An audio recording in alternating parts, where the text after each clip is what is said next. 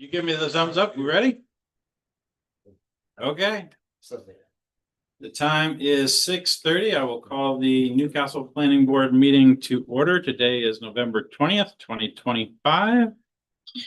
Do we have any amendments to the agenda? Does anyone have any amendments that need to be made? Mike, you got anything? No amendments? Other than there needs to be a public hearing for. Yes. traffic, but Absolutely. So we'll jump to the review of the minutes from October 20th. Do I have a motion to accept the minutes? Moved by Wanda. Thank you. Do we have any discussion, You look good to me. corrections, punctuation, clarification? Seeing none, all in favor of approving the minutes from October 20th? That's unanimous. Thank you very much. sorry, I was not paying attention. Who moved even who seconded? There's, all right. No, that's. Okay, so we're gonna jump to old business. And before we jump in, I just want to say thank you all for coming.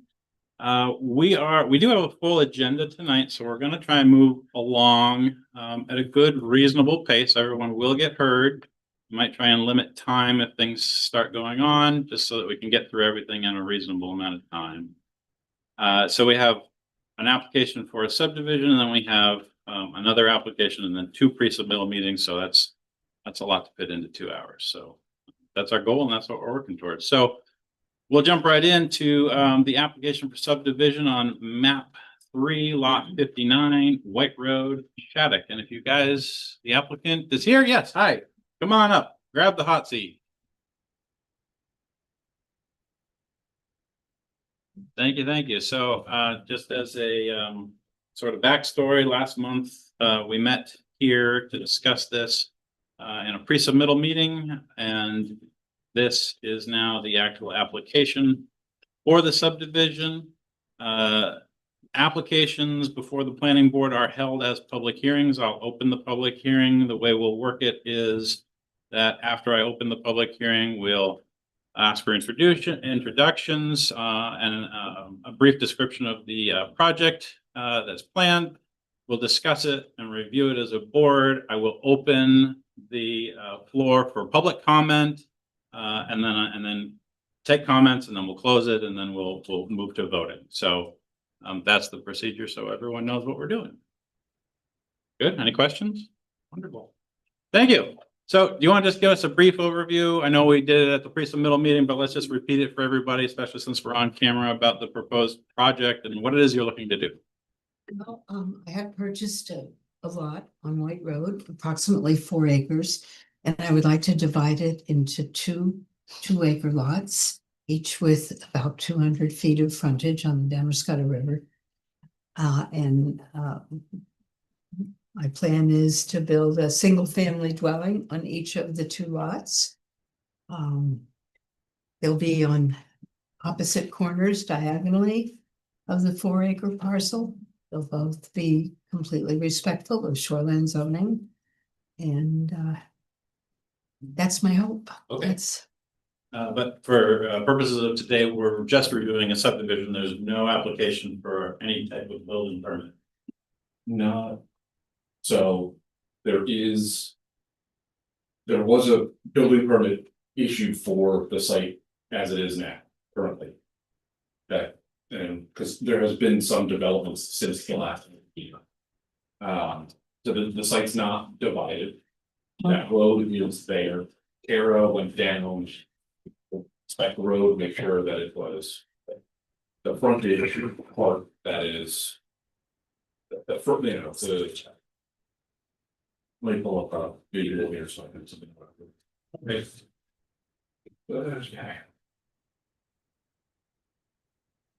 So.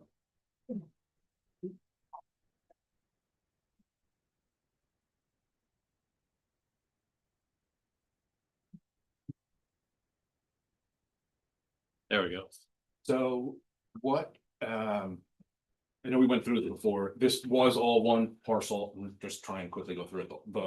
This parcel here was conveyed by the previous property owner to Denray, which is basically just a moving of a lot line. So that doesn't count as a division under the state statute for as a subdivision, as a division for the purposes of subdivision. Then this parcel here was conveyed to Coastal Rivers. That does count as division for the purposes of subdivision. Mhm. That's where things, well, that's where the lots currently stand. Last time this was before the board, this easement ended, the road basically ended right here. Mhm. There is a road that is built basically to here. Okay, Physically, there's a road there. There was no easement before. There was not a 50-foot wide easement. I think, I'm not even sure if there was any easement. Since the last planning board meeting, the applicant has gone and recorded recorded this easement with Coastal River. So there's a 50-foot easement now that exists, that's already recorded, that runs the length of this, which is 25 feet either side of that property line. Yes. So they've exchanged that, so that's already recorded.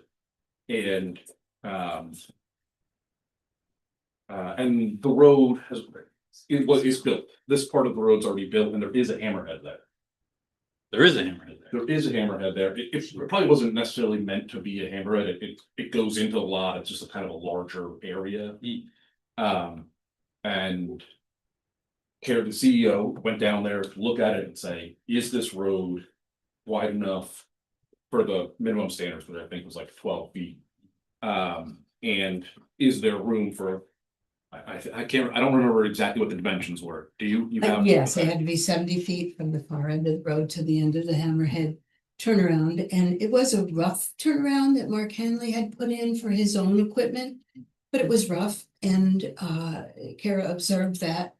And so with her permission and under her supervision, we improved it. We made a really nice surface, put in, finished gravel, and made sure that the dimensions of it complied with the standards for a hammerhead turnaround as per all of the instructions. And she's inspected it afterwards and was satisfied with it. So that between the road that's there improved and this easement. Kara and I were looking at this and said, okay, well now Coastal Rivers and the existing lot that has not been split yet are now conforming lots. They've got the 250 feet of frontage. So both of them are, Kathleen, the applicant, submitted an application for one house there, worked through Kara, that basically that's been permitted On which lot? on this lot. Further one? The big lot. The big lot, the current, what Shattuck owns right now. Oh. And I believe it's gonna be, no, it's gonna be down here, is that No, correct? it's gonna be on the opposite corner, Michael. Over here. Nope, Over here. up close to the road. Yep, Okay. that's where it's gonna, whoop. Oh, you're building this one first? Yes, Okay. yes, well, yeah, but Even though the lot's not divided. Yes, it's not divided. So there will be a house on, basically but when Karen and I looked at this, we were like, well, if a subdivision wasn't proposed in this lot the way that it is right now, even if this gets rejected, the town cannot, I don't think, can say, no, you can't build a house there. It's a conforming lot. It's not what, it in the rural district meets all the standards that any other house would have to do. Just a little messy because subdivisions also coming before the board, but So what's the current status of that application? for the house. Yeah. I believe it. The has been permit was approved. issued on Tuesday. Permit was issued on Tuesday. And I will. There were a number of things, and I included some of these emails. In the board's packet. I guess DEP got in touch with us and said, well, there's wetlands, there's a vernal pool there. Can't. So he said to them, what are you like, what is it? Also, oh, you need a main construction general permit, because it was clearing, because the lot had been cleared by more than an acre. There was all of this stuff inside. What is this? What are you talking about? Eventually, they looked into it, and I included a letter that they sent back and said, oh, you know what, we've looked into it, never mind. if there was a vernal pool there, it was in the footprint of the previous gravel pit, which means it was man-made. Which means it's not gonna be, DP is not worried about vernal pools that are in gravel pits that were man-made. There. You may remember the clearing had come up before about liquidation harvesting. Mhm. So I got in touch with DEP to say, well, is there anything out of sorts with the clearing that happened here? No. There was not, they went through the state for the clearing permit, so that was fine. Can you just for everybody's, can you just follow that train of thought for us? Because the standard was, and I can't remember, but it's retroactive like 5 years. So just let's recap real quick what we were talking about at the pre-submittal meeting, and then what you researched and found out, like sort of in order. Yeah, well, there's two things. Okay. One was at the pre-submittal meeting, the question came up, was the property liquidation harvested? Which I looked into properties under 20 acres. Liquidation harvesting, they're exempt from any kind of standards for liquidation harvesting, right? And liquidation harvesting is basically you buy a property, you clear the timber, and then you sell it for development. So that's not for this. There's a whole bunch of other stuff in there, but I included that in your packet too, just the rules from the state. So when I was looking into that, we also wanted to see, was there a permit pulled? Timber harvesting is not something the town regulates. Even in shoreline, we kick it to the state administers it. So we also looked into that to say, like, because we didn't have a permit, but we wouldn't have a permit. We did find the state, they had I don't know if they call it a permit, but it was recorded with the state. They knew about it, they approved it. That was all fine. So long story short, DEP kind of said, wait. We waited. And then I guess beginning of the week, they finally got back to us and said, never mind. It's all good. If the development is larger than an acre, or more than an acre, then which is the same, this is true for any development in Maine, apparently, is Maine general construction permit, which is the state. Again, a lot of this stuff, DEP got involved, it was a bunch of like state level stuff. And I tried to say to them, like, what are the standards that you need to have approved here? They basically came back and said, no, never mind, it's not. There is a question whether or not the original gravel pit and the clearing needed a Maine general permit, but they basically said we're going to work that out with the previous owner, because the previous owner had responsibility to get that. So if they didn't get it, they're going to work with Mark Hanley to sort that out. But they basically said, so as far as this is concerned, it's not relevant. I'm saying most of this because there's been a little bit going on behind the scenes, but I also just want to just get it out there. Like, there was a lot of conversation and back and forth with DEP and in the town office. Unfortunately, we've managed to get settled and to come back and close all of this. Right now, there are this lot has been split in 3. One of them doesn't count for subdivision. Right. The application before the board tonight is to split that middle part into 2. Okay.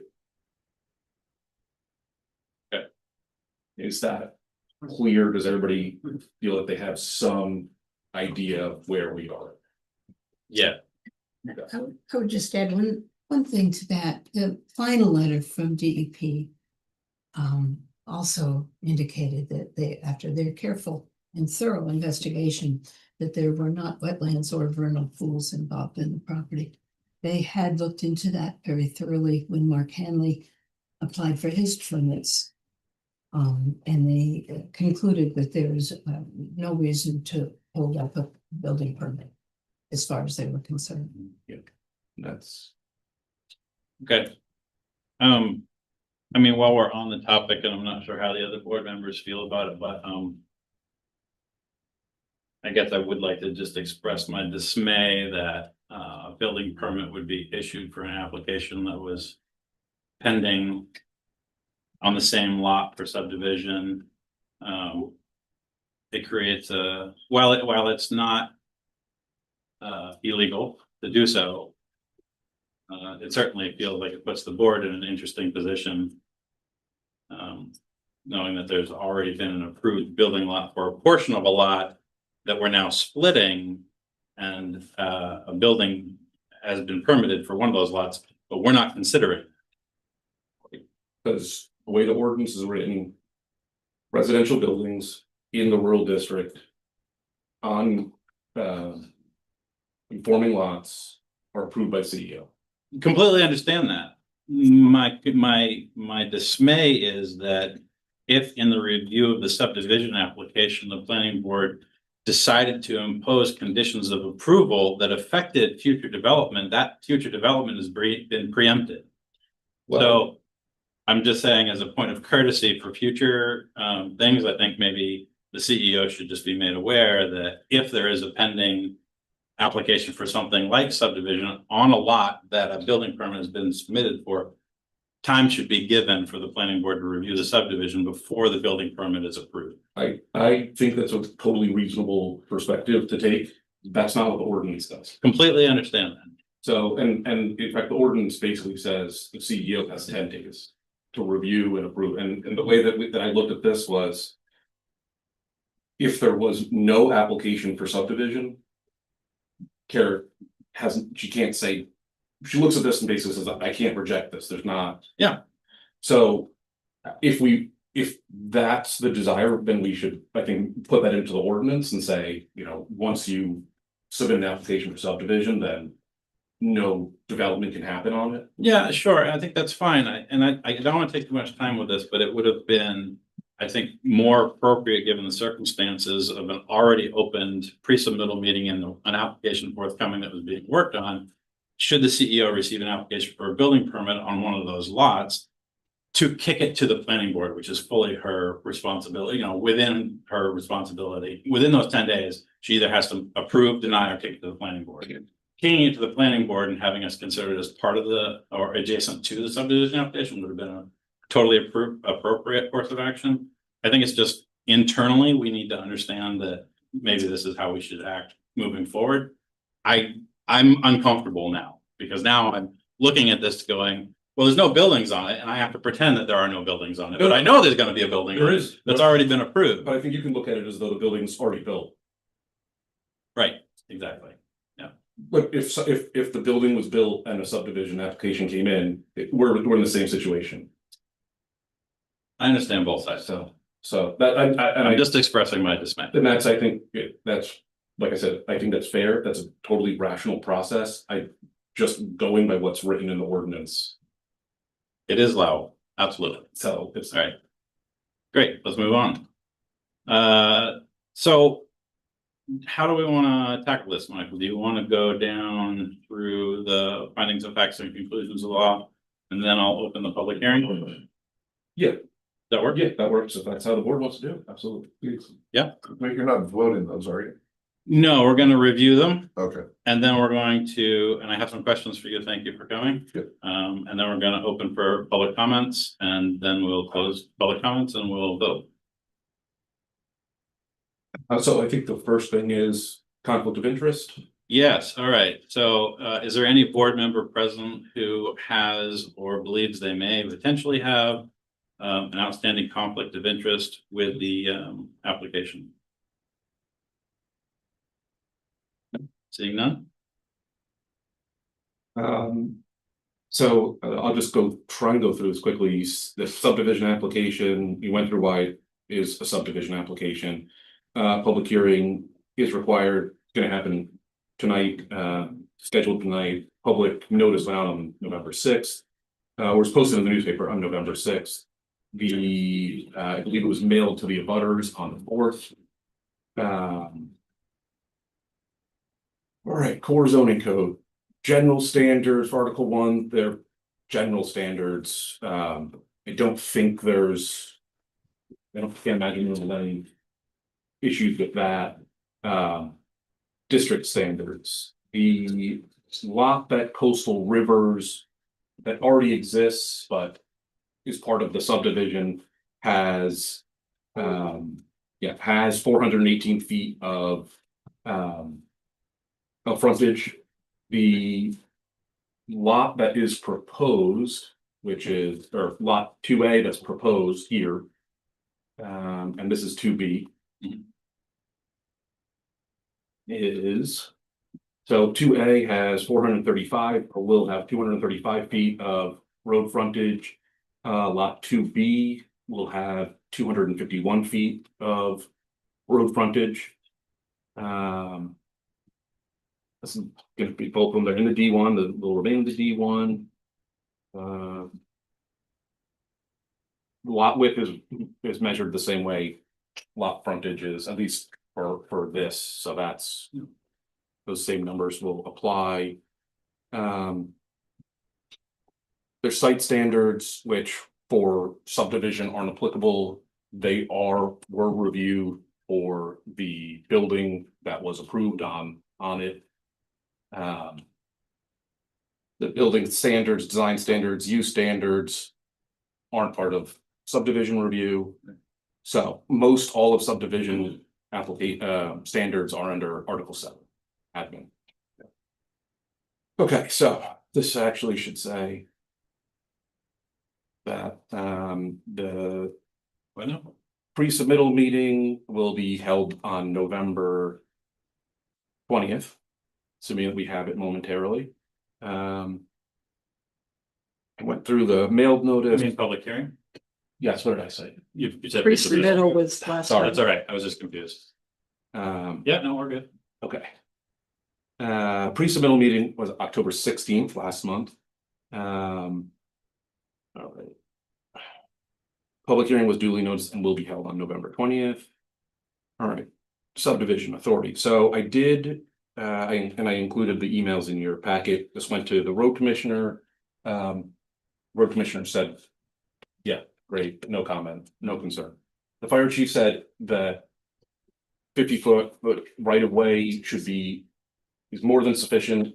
I would like to discuss with the fire chief more, because I don't think he was clear on what I was asking, and I didn't have time to clarify with him before the meeting, so I think, you know, I'd like to just confirm with him that it's not an issue, but when I asked him originally, he said, no, I don't see any issue, it looks good, so.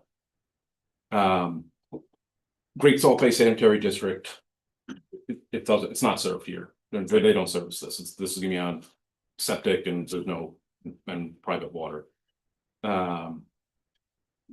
So, all right, then there's the approval standards. This is what eventually will need to, the board will need to vote on. So I'll just go through the titles and we can dive into any of them if, and there's some that I want to dive into, but if there's anybody on the board wants to. So all the standards of the code is the first one. The Newcastle Roads Driveways and Entrance Ordinance. Okay, and then we get into pollution, undue water or air pollution, and that includes 100-year flood. Natural soils and subsoils and their ability to adequately support waste disposal. And that, oh, this is all for pollution. Slope of the land and its effect on effluents, the availability of streams for disposal of effluents, applicable state and local health and water resource rules and regulations. All right. So sufficient water, as mentioned, this is going to be on private, you know, any development that's going to be on private well, it's not served by municipal water.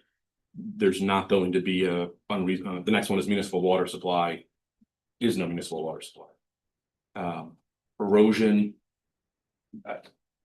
This is something that I think is a construction process. So, you know, like dividing land isn't really, there's not gonna be any erosion. Do you have contours on the subdivision map? Not on this, but there is one in the packet if you want to pull that up. Yeah, let me look. Erosion and sediment control is governed under a separate ordinance and is required for anything that creates any amount of Yeah. erosion or.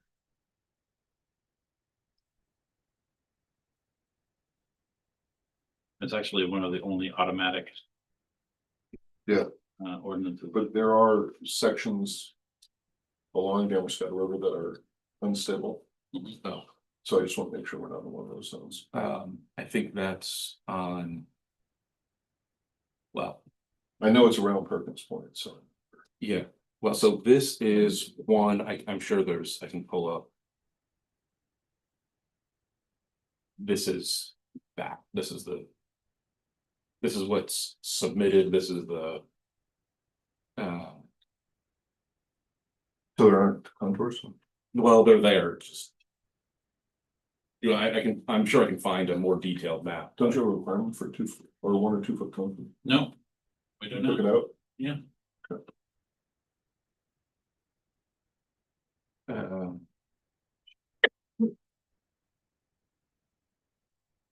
So, That road. okay, so traffic, can talk about this, private road. Even if it was. I mean. Because there's not any development on it, it's hard to determine what the traffic's gonna be. What I said was the presumed traffic, which is basically what's allowable there. Given the bulk standards, even if there's multiple units. There isn't really there's no traffic currently. This kind of puts it in a weird situation because it's like, well, we've got a house. How much traffic is going to be generated from that? How much traffic is going to be generated on the other one? Well, I don't know. Sewage disposal. It's going to have to meet all of the municipal plumbing standards. Municipal solid waste disposal. They're going to have to meet the solid waste disposal standards. I mean, they're going to have to use the dump. Okay, aesthetic, cultural, and natural values. This is, I don't know, do you want to discuss this with Peter? I guess I can read you, or I don't know, how do you want to handle it? I can read you what I wrote, or we can just dive in with Peter. I'm, We can start with yours. yeah, Okay. yeah, So the proposed subdivision application, under this application, as well as potential future development permissible under the current code, is not reasonably expected to have an undue adverse effect on scenic or natural beauty in the area. Development of residential buildings permissible under the current code in the D1 rural district located on conforming lots can reasonably be expected to be of a similar scale and have similar impact as existing development typical within the D1 rural district and in the vicinity of the proposed subdivision. Further, the proposed subdivision, as well as expected residential uses, will be consistent with the standards set forth under the code and the purpose of the D1 rural district, which I list below, which include protection and support of rural character and providing opportunities for residential uses. Purpose of the D1 rural district: provide the community with a predictable outcome from development and redevelopment. 2, protect and enhance rural character. 3, to provide opportunities for activities and development that support rural character, including agricultural uses, agrotourism, rural-based businesses, and residential uses. Yep. And we did receive a letter from a neighbor who I believe is here tonight. Yes. No, I No. don't think he is. He was Okay. here before, but He was here last time and expressed his concerns regarding this particular issue. Since he is a abutter or a neighbor or close yeah, proximity that was- neighbor. the parcel that didn't count as a division for subdivision was conveyed to him, and he owned the lot on the other side of it as well. Right. Did anyone have anything they want to say about this Well, while we're on it? yeah, he wrote a very thoughtful Mm, letter. as yeah. you Pointed out. Yeah. That requested that under item J of 12, section 12F, that we apply as a condition to the approval, level 3 or level 4 screening. On the lots. It's to protect the scenic character of the earth. And I thought we should honor that, you know, very Yeah. thoughtful request and perhaps even vote specifically on it so that we can, you know, say that we either acknowledge that that the text here that you put in the FOF is sufficient, or whether or not we should place as a condition Do you have, level 3 or level 4 screening on the. do you have feelings or a recommendation? I personally would prefer screening to be approved. Hmm. Based on my experience with, you know, other sites, equivalent sites, and I do think we should explicitly vote on it. Level 4 screening, which I read up on, seems quite extreme. Mm. But level 3 screening seems reasonable. So I hope applying level 3 screening as a condition of approval, I think is a reasonable request. Anyone else have any thoughts? No, Scott? Okay, so, you know, in my dotage, my recall was good. I thought that you had already privately had a discussion on screening and you had decided on what you were gonna do privately and came to some sort of agreement on that. Yeah, that right? That's true, yes. Ray suggested to me before any of this, you know, way back then, when I first met him, that we cooperate on creating a buffer between our two lots. His lot is vacant. His home is far away from my property. But he just thought, you know, for future possibilities, it would be nice if we did have a buffer, and I agreed. Mhm. And we agreed that we would create one and share the cost of it. And after last month's meeting, he sent me a letter asking me to clarify or confirm that this was my understanding, and I responded to him and said, yes, it is my understanding that we will create a buffer and share the cost of it, and that it would happen within a year, Mm. not immediately, but you know, perhaps a year from now.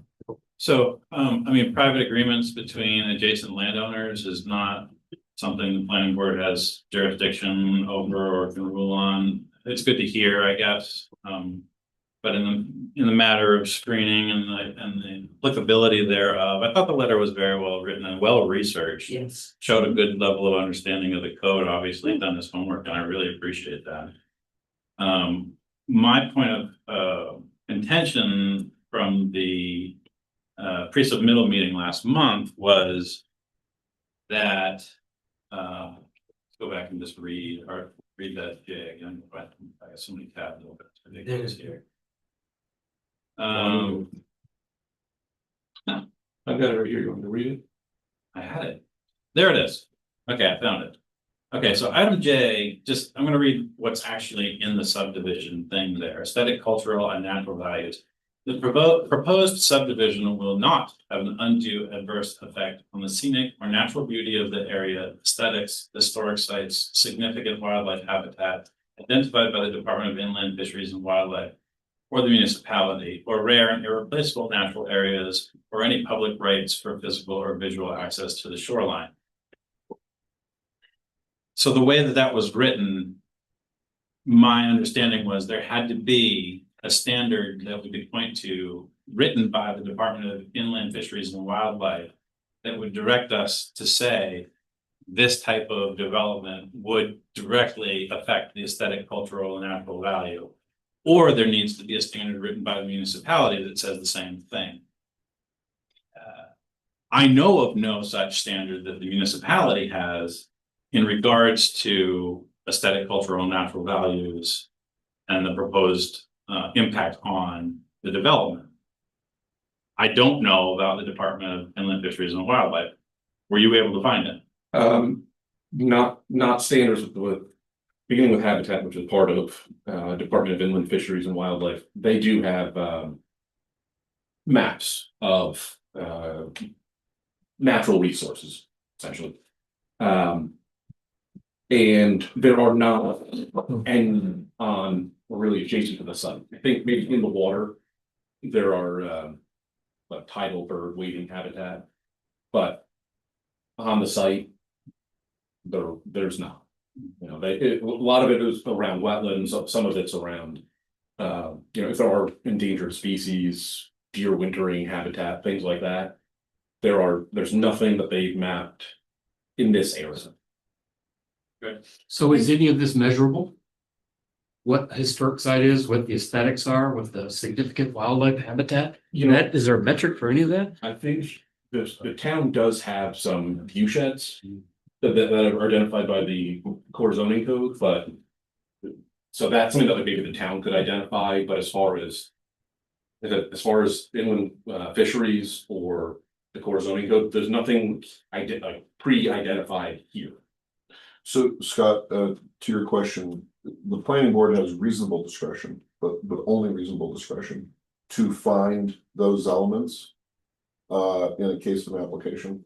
So for example, I think near this area on the Damascus River, there are old brick like factories, right? And so, you know, one question might be, is that a historic site? I'm not saying that those are on this site. I'm just saying that I think they're somewhere around there.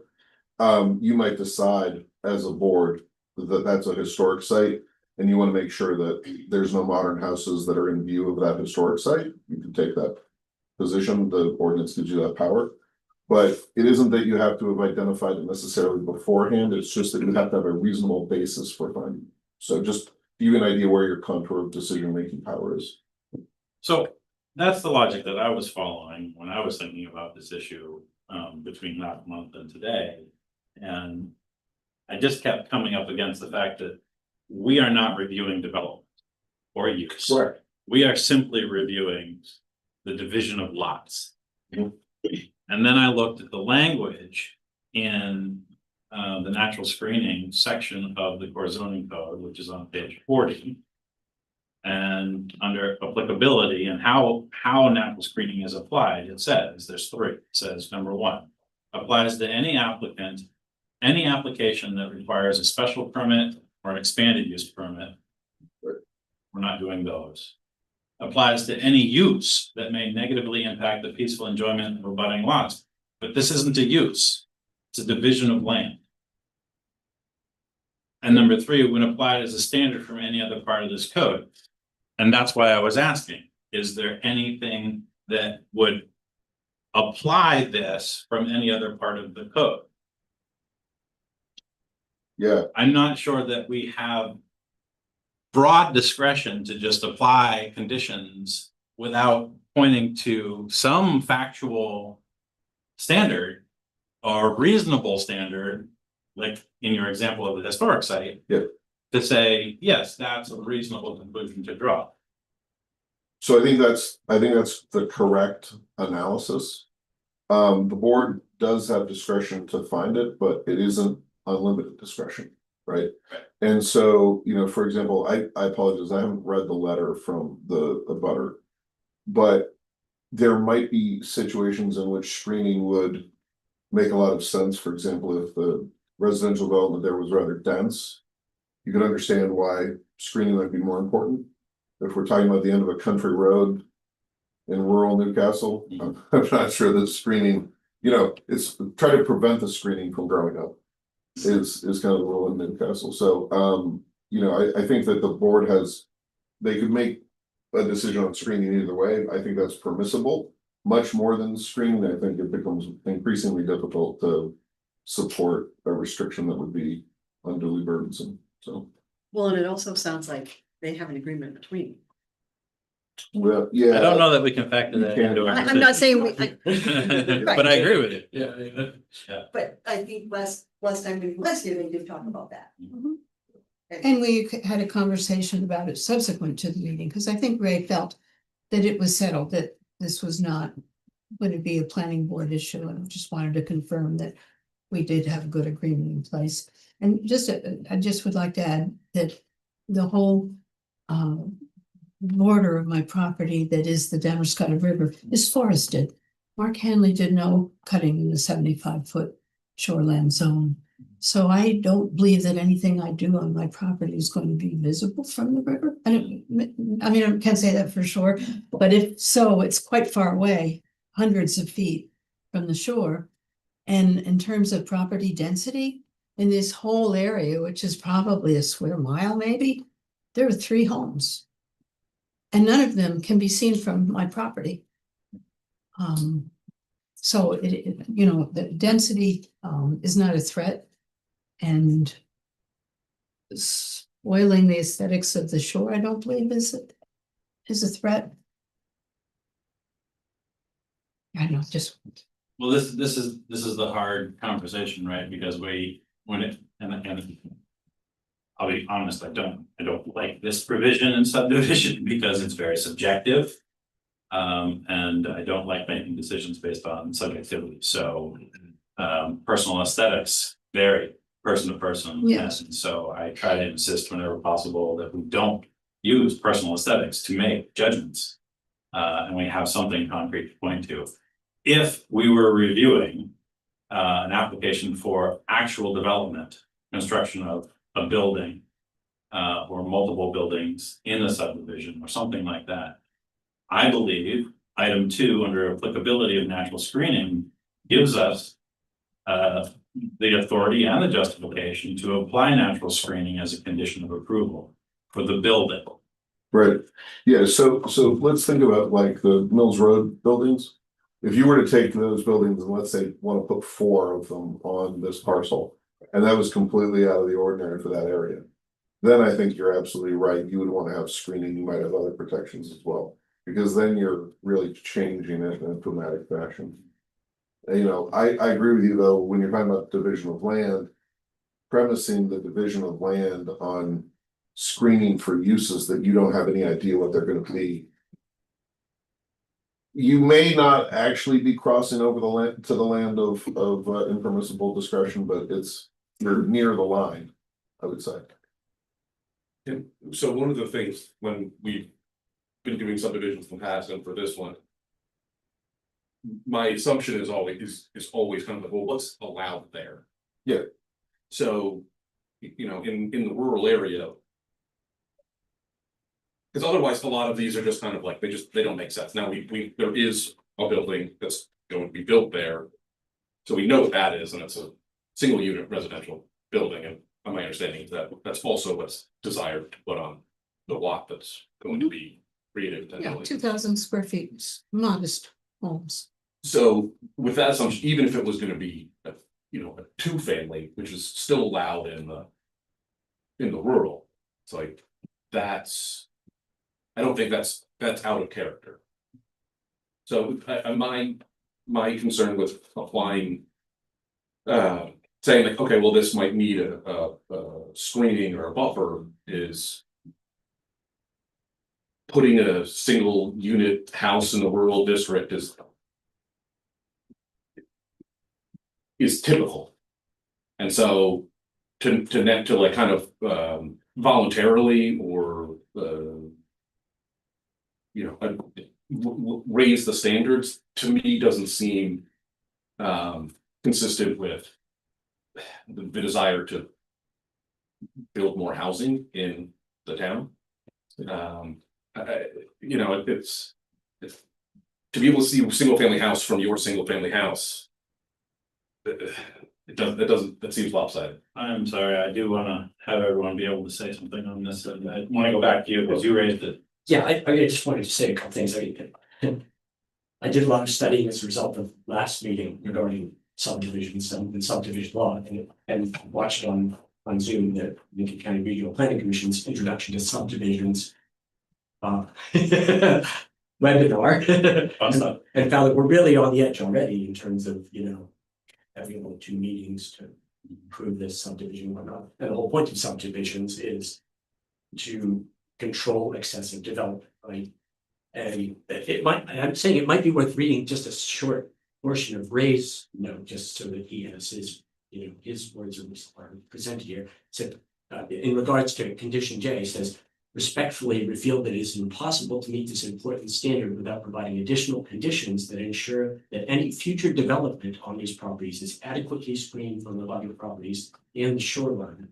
While there are no structures proposed as part of this application, we have them coming, subdividing the property will allow for greater future residential density that would endanger the natural aesthetic character of the immediate area. That's. His letter is quite Does that extensive. apply to a subdivision or is that when you develop? And Well, right, the purpose of subdivision is to control, well, and I was gonna say, there's a subdivision. And And then manage. there's, Subdivision rules govern a few different things. They don't actually govern development, they govern density of development. And so you as a planning board, you're not gonna say the following building types are allowed on your subdivision, right? You would say, we agree that the subdivision plan, which shows an acre per, residential or up to 3 residential uses is an appropriate size for this area. That's really what subdivision is doing. So it can govern things like roads and infrastructure. That also can be used to kind of deal with the pressures of development. But in terms of the actual, in terms of the actual structures and uses that might be applied. I don't know if they put in a set of covenants, but the covenants would typically be a pass-fail by the town to say, are these reasonable covenants to govern the subdivision or not? If they are, the town's not gonna require covenants, but they might pass on them and say, yeah, we agree that these are the covenants. And the other part of what subdivision does is it establishes the status quo over those lots so that someone can't change it without coming back and asking the town for approval. So that's an extra check on, the enforceability of covenants. So, I do share the concern that when we're talking about a 2-lot subdivision, putting standards in that we use to limit sprawl on Route 1 for commercial uses may be heavy-handed when what we're trying to do is foster, reasonable residential development. Ms. Shattuck, how big are the 2 lots that you're proposing? They'll each be 2 acres. That's way less dense than, other parts of town, and it's less dense than is required there, I believe, right? Is it 2 it's 1 acre there, right? it's No, 250 foot. front. Yeah, okay, 250 frontage, no minimum lot size, so, she could have done a lot more. Right, that's my only point, so. I kind of concur with Michael that I think we're. Again, for a 2-lot subdivision, if this were a 100-lot subdivision. Requiring a landscaping plan, paved roads, a playground. Amenities for people who live in the subdivision, those would all be reasonable. Conditions, but when you're talking about a 2-lot subdivision down a country road. Off of a country road in Newcastle, it might be excessive. And I'll add to this, and I think we gotta move on, but I don't like the chicken before the egg scenario that this would kind of be, where for fear of future development, we place a condition on something prior to the said development, the condition should be placed on the actual development.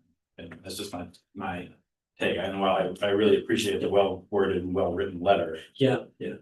My point in bringing it up was simply to, allow him to have a legitimate hearing. Yep. In this issue, because he really thought it out very carefully. Yep. I respect his, And it was well his researched. perspective, yeah. And I totally, all of your arguments are reasonable, I just.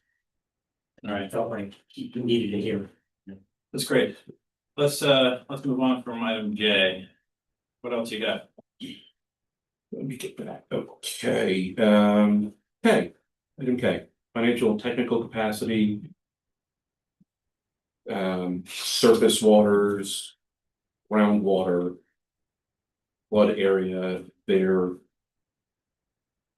I believe there will be a condition, and it is on the proposed subdivision plan that requires development be at least 3 feet above the 100-year flood elevation, which the 100-year flood elevation is basically just along the shoreline. So I don't think shoreline zoning wouldn't allow anything to be built within the 100-year flood elevation, but that's on there.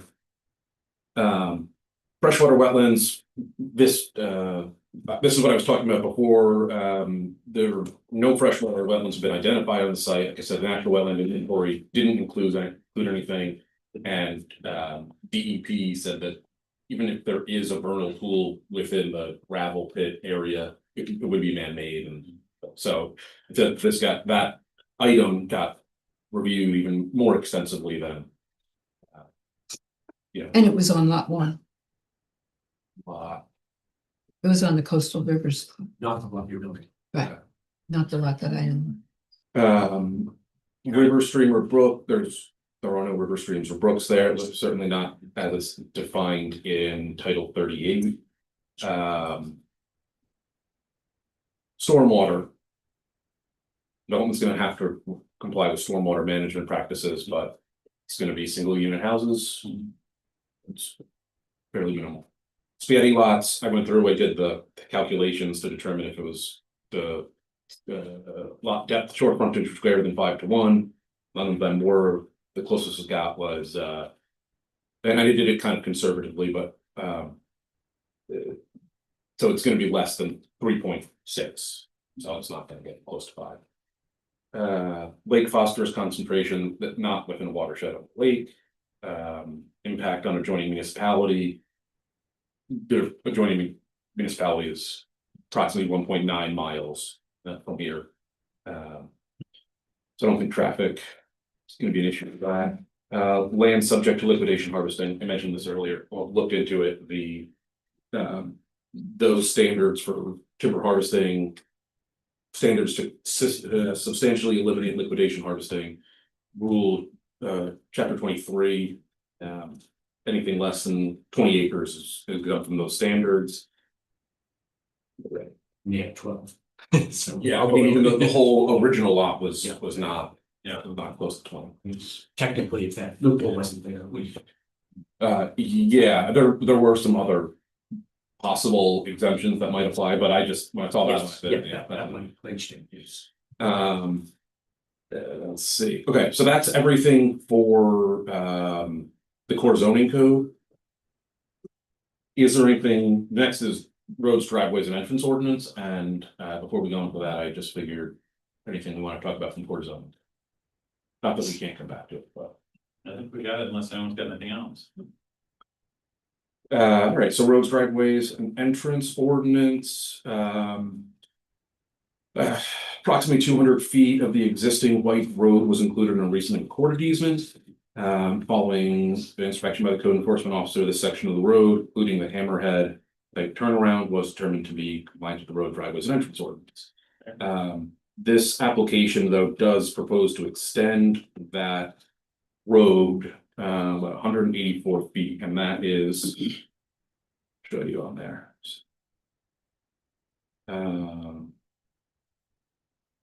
This part has not been recorded, and this has not been. This is recorded. That isn't a road for the purposes of this. That frontage isn't necessary, but this part is proposed. So, if we assume that this gets approved, this easement would get recorded, and that would provide that would allow this lot to have the 200, I think it was 251 feet of frontage here.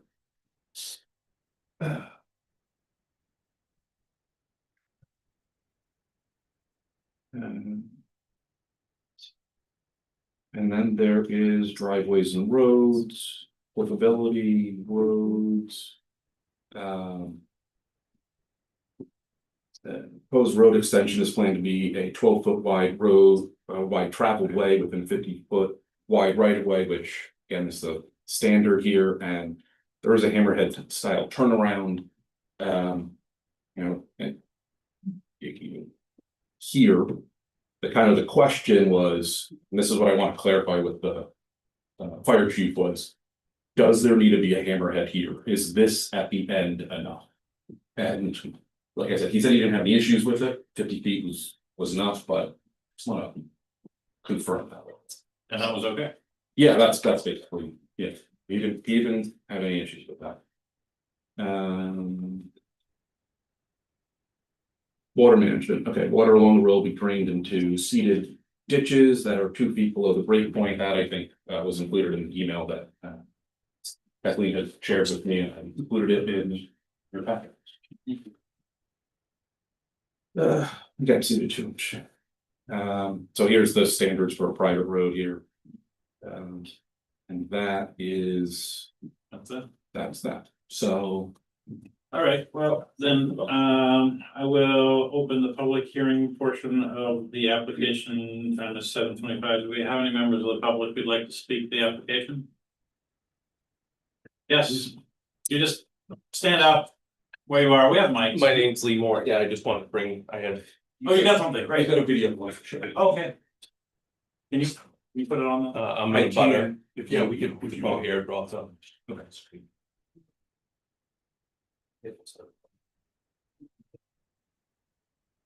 Yeah, I think they wanted here dropped. I knew. The system, unless you want me to bring it up and have it passed around to you guys, so. I was wondering if we could put it on the screen. Is there any way to do that? Right. I'm gonna see if I can cast it. Yeah, or you can email it to me and I can. Put it up. In the meantime, I had a quick question. I'm not very good with this stuff. So lot 2B, the one that was permitted. Now that was permitted before the lot was conforming because there's not 250 feet of road frontage there. Is that correct? It was permitted without being conforming? No, it's, so. This whole lot right now, this line isn't here. Yeah, I'm not talking about the one that's proposed to be split. I'm talking about the one that's it's lot 2B. This one here. Yes, the one that was permitted is non-conforming and it got permitted before it was conforming. No, Well, no, because it's, because it's not split yet. Not So split. these two are still one lot. and that one lot has more than. More than adequate Much frontage. more than two. All Okay, of this, I it's thought that- White it's Road that- ended up by the it's by over my here. property line, The house, Kathleen, where's the house? way down at the end. Right, It's right where down. the curve down the is, yeah, corner. yeah, right about there, yeah, Okay. right about there. So.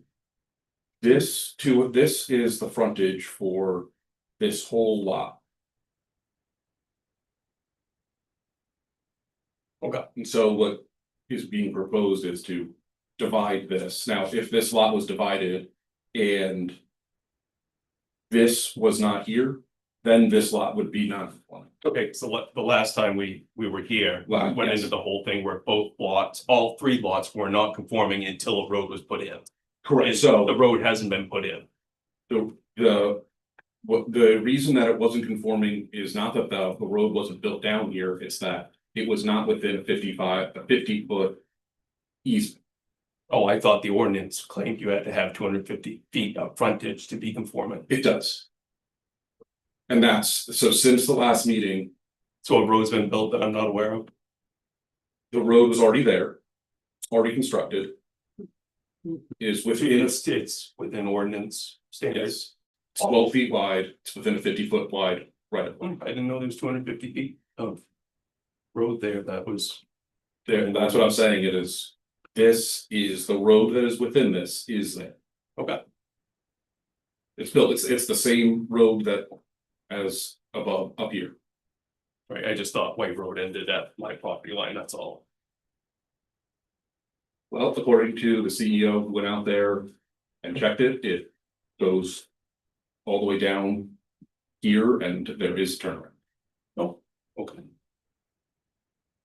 The turnaround was put on the 27th, The turnaround was the hammerhead. upgraded. Okay. Do I have the Can we video? airdrop this real quick? I'm trying to,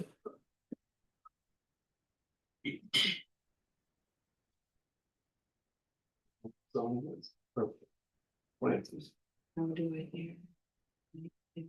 That Yes, that please. maybe cannot cast it. Can I ask what the minimum lot size is? There isn't, Road frontage. it's based on road frontage. Yes, Okay, it was great. 2019.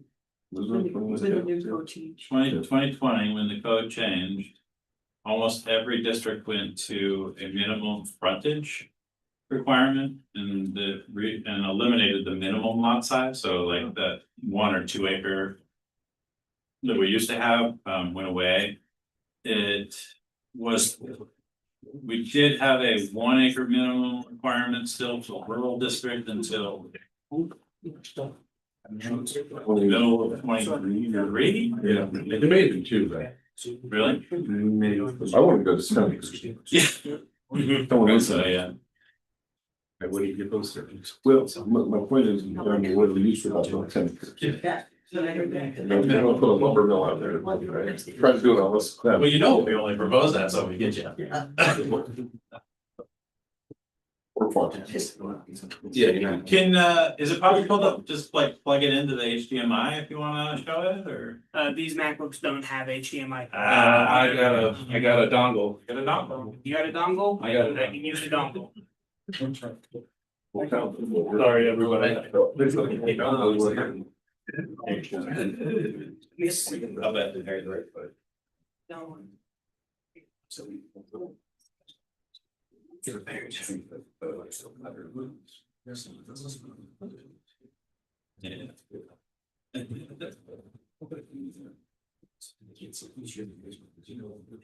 Well, maybe I'm- it's not- Yeah, Yeah. you are.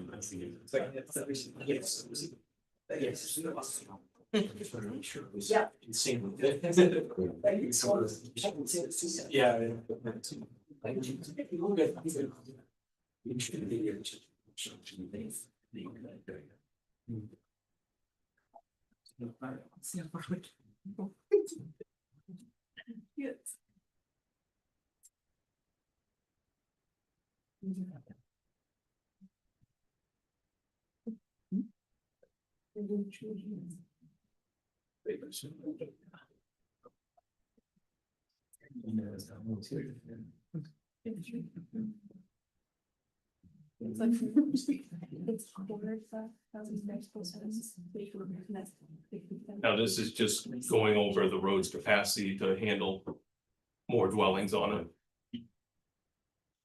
So I just play it whenever? Yeah, just play it. Now, this happened to have been my deer camera that caught this. That first one.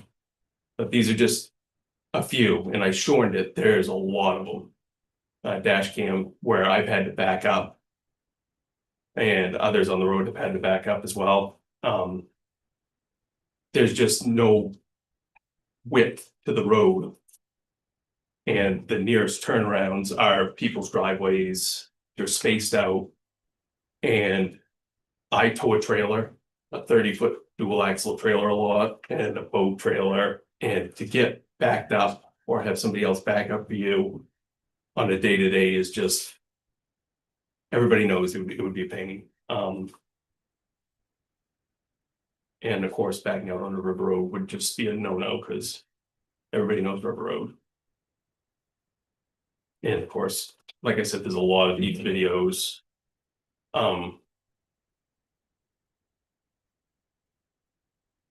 So I'm not gonna paint you through all of them. I just kind of capped a few. So, this issue did come up in the pre-submittal meeting. I believe it did. And.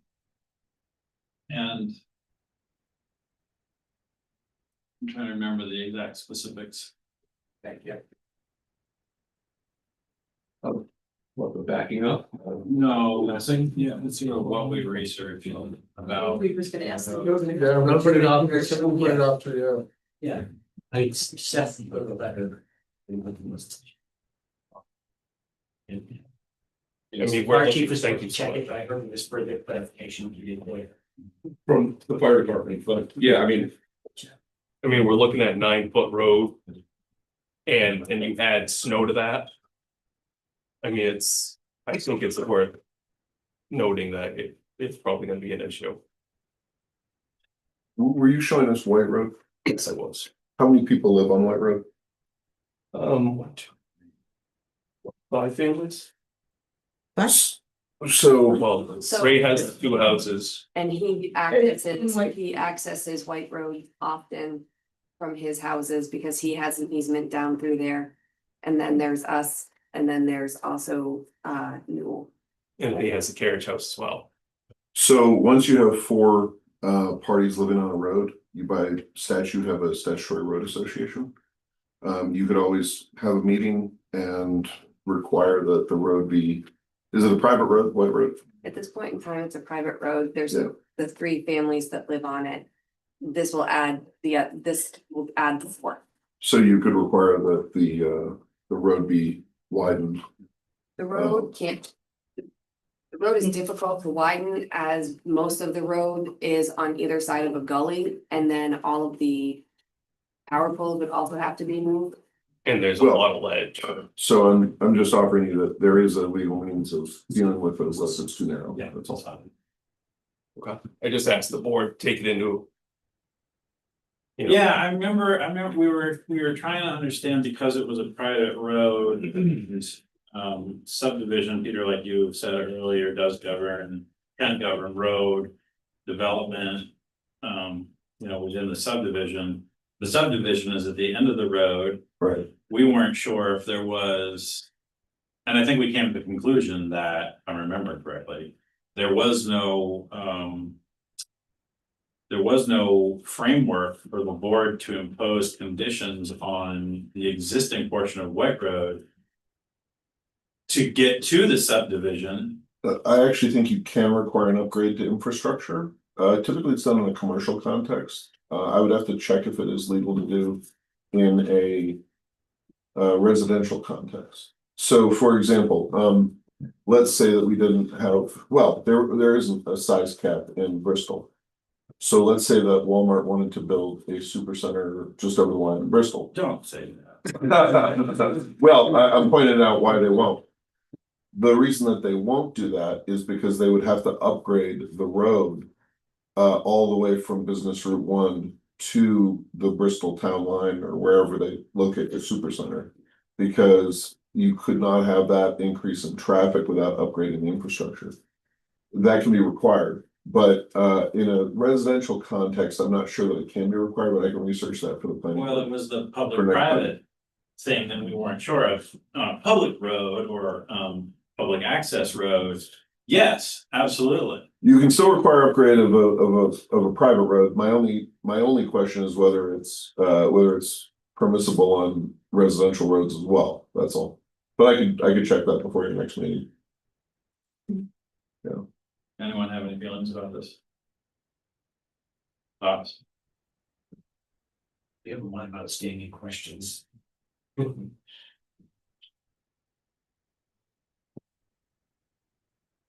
I would just add that there are numerous places along the road where one can pull over and have 2 cars pass. There are 2.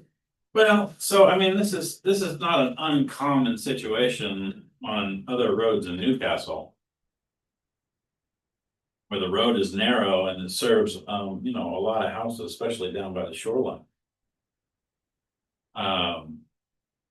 Where the cars are passing are not down by the shoreline. And one of the places I think that she's mentioning that can be pulled into for cars to pass is private property. It's in the dooryard of a resident. Mark Hanley put in 2 places up towards the top of the road, up by River Road, where it can be passed, but that doesn't account for the 687 feet between the first turnaround and our house. What happens down below where Lee and I live, that's not our concern. Our concern is waiting to get our children off the bus. There's no space for a vehicle. Our concern is a FedEx truck tried to come down the other day and one of the dump trucks ran it off the road, off of White Road, and Lee pushed it out for them. There's concerns about stuff like that as well. There's just not enough space on the road for 2 vehicles to go by. We just asked the board, be in our shoes for a little while, and think about it. That's all. So I mean, I'm not not being insensitive, I'm trying to understand how or what type of condition would be applied to the subdivision application that would rectify the problem. I mean, this is a pre-existing road. And we're talking about dividing one lot into two lots. Yep, and if there happens to be another house built on that, that's more traffic on the road. Oh, absolutely. Is all we're saying. Totally understand. This subdivision is, the question is. The question of one more lot, there's two buildable lots that are down there. Well, yeah, but that's up to 6 uses. Oh, yeah, no, totally. But What's is, first one? are you counting the coastal rivers as one of those buildable lots? That's what I'm saying, like, let's say this subdivision were to get rejected, there's two lots that are buildable. At the Right, bottom. so but then you're saying that then there's. The argument is the third lot. Yeah. And so I guess that's what I'm saying is, that's the question is like, is that one lot? Does that justify? Whatever condition the board might consider. I think that's the, because I guess what I'm saying is that. There are. There's already two lots that are existing. And. You know, maybe those already cause the problem, even if the subdivision is rejected. But it's, the question is, if two lots get developed rather than three lots. That's the kind of the rub there. But I think we have to look at what code says. And that's the other, So I'm Not going back towards here. Can't look at what else. Okay, so this is under item G of subdivision traffic. It's on page 6 of 15 or page.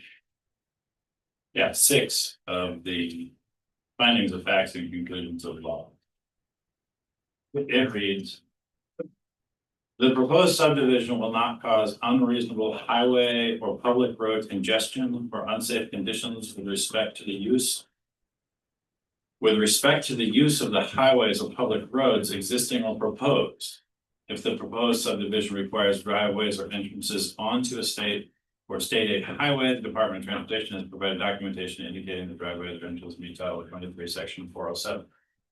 A straight reading of that would say that your concerns are duly noted, but they're not under the purview of the subdivision application. I'm not sure how that would even work, to be honest. But you have a road standard standards ordinance as well. Yes, we do. Yeah, that's like, in here it does say public and private roads should be designed so that they shall provide safe vehicular travel. Yeah. I mean, So, I don't know if it's safe, but. yeah, I mean, that's. I mean, yes, I don't know. I would want to do the legal research before I opine on whether you can force it or not, but, you know. I mean, I think. Unfortunately, it's hard to deal with this when it isn't a giant parcel, right, that's being divided up into 20 lots. You've got kind of like a, you know, one of these subdivisions that happen one lot at a time every 5 years. That's what it looks like it anyway, you know, when they look at the tax map. So, you know, they've kind of gotten around some of those standards, but the question is it fair to put it on the homeowners who have currently benefited from those lower standards and those lower costs on the road, and therefore say, hey, you can put it on a private, you know, road association and you can all pay a pro rata share to improve the road? Or do you want to put it on the developer? That's the question, but I think we need to know whether or not you can put it on the developer first.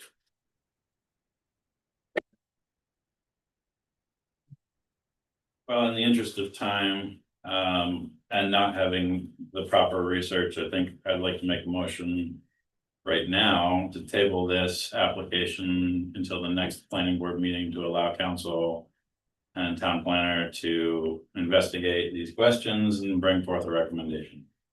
Do we have any other issues, or is the road the last one? Well, it's big enough that I agree with you. I agree with you, warrants, yeah. and I don't think we need to proceed any further. Okay. Until we have this answered. So Okay. I've made the motion. Do we have a second? 1 to seconds. Any discussion about tabling this application? I just wondered, are there any other issues that we should look into for the next meeting? No, I don't see any. You covered everything.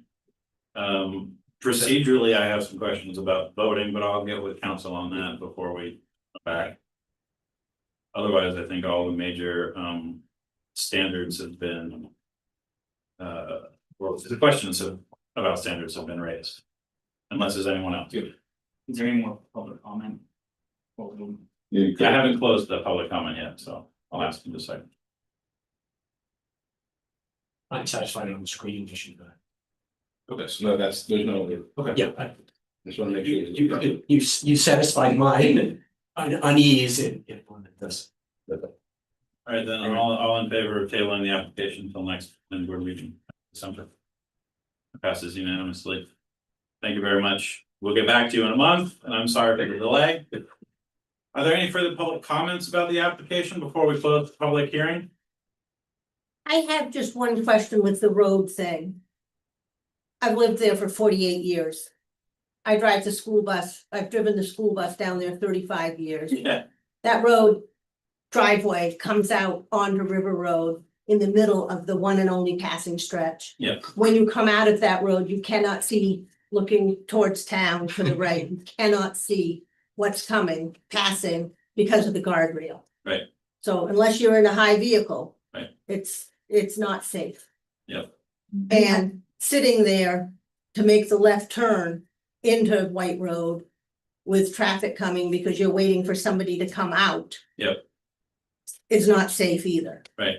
Not safe So- for the person coming out, not safe for the person sitting there. The two things I'll say about that are, one, it would have been great if we'd had better standards 40 years ago.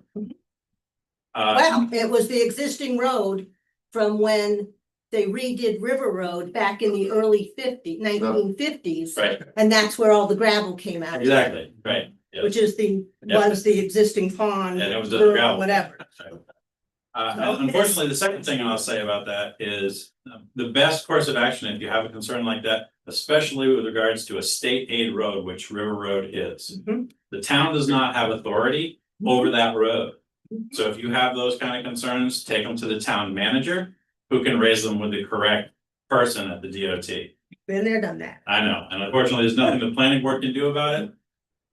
Because it is a state aid road and we're subject to DOT. Yeah, I Yeah. just would like to make a comment that we did contact DOT in Augusta and they agreed to come down and reassess the passing zone in this area. And they did come and he said that it complies in terms of sightline and speed limit. And we said, well, you know, that's really not good enough. And he agreed that it was a little iffy and said that he would bring it up at their next meeting, which was supposed to be on the 18th. And said he'd be in touch after the 18th. And after the 18th, he said everybody was sick, so they didn't have the meeting. So now it's, I think, going to be December, someday in December. Okay. But he did say that they would reassess.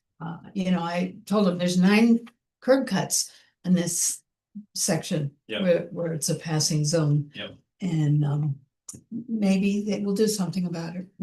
We're sure trying. So you do agree that at the top of White Road, that it's not safe for 2 vehicles to pass, to come in and out? Yeah, I think it's very unsafe. So it's not, the road's not wide enough for 2 vehicles to come in and out at the Yeah. top of the road? It's a bad place for a passing zone. It's the only passing zone for miles. So there's, you know, backup traffic looking for a chance to get past someone. Sure. It's very unsafe. Thank you, everybody, for your comments. I'm gonna go ahead and close the public hearing portion of this application review. Pick it up again in a month. Thank you. We're gonna move on in our agenda as Okay, thank you. soon as I can find it. Yeah, so, no, that wasn't. All right, so, new business. Map 11 lot 46-A. 53 Pleasant Street. Morrissey, are you here? Hi, come on up. There's 2 of you, pull another chair up. I only have 17 questions in the part. All right, well, I'm hoping this one might potentially be.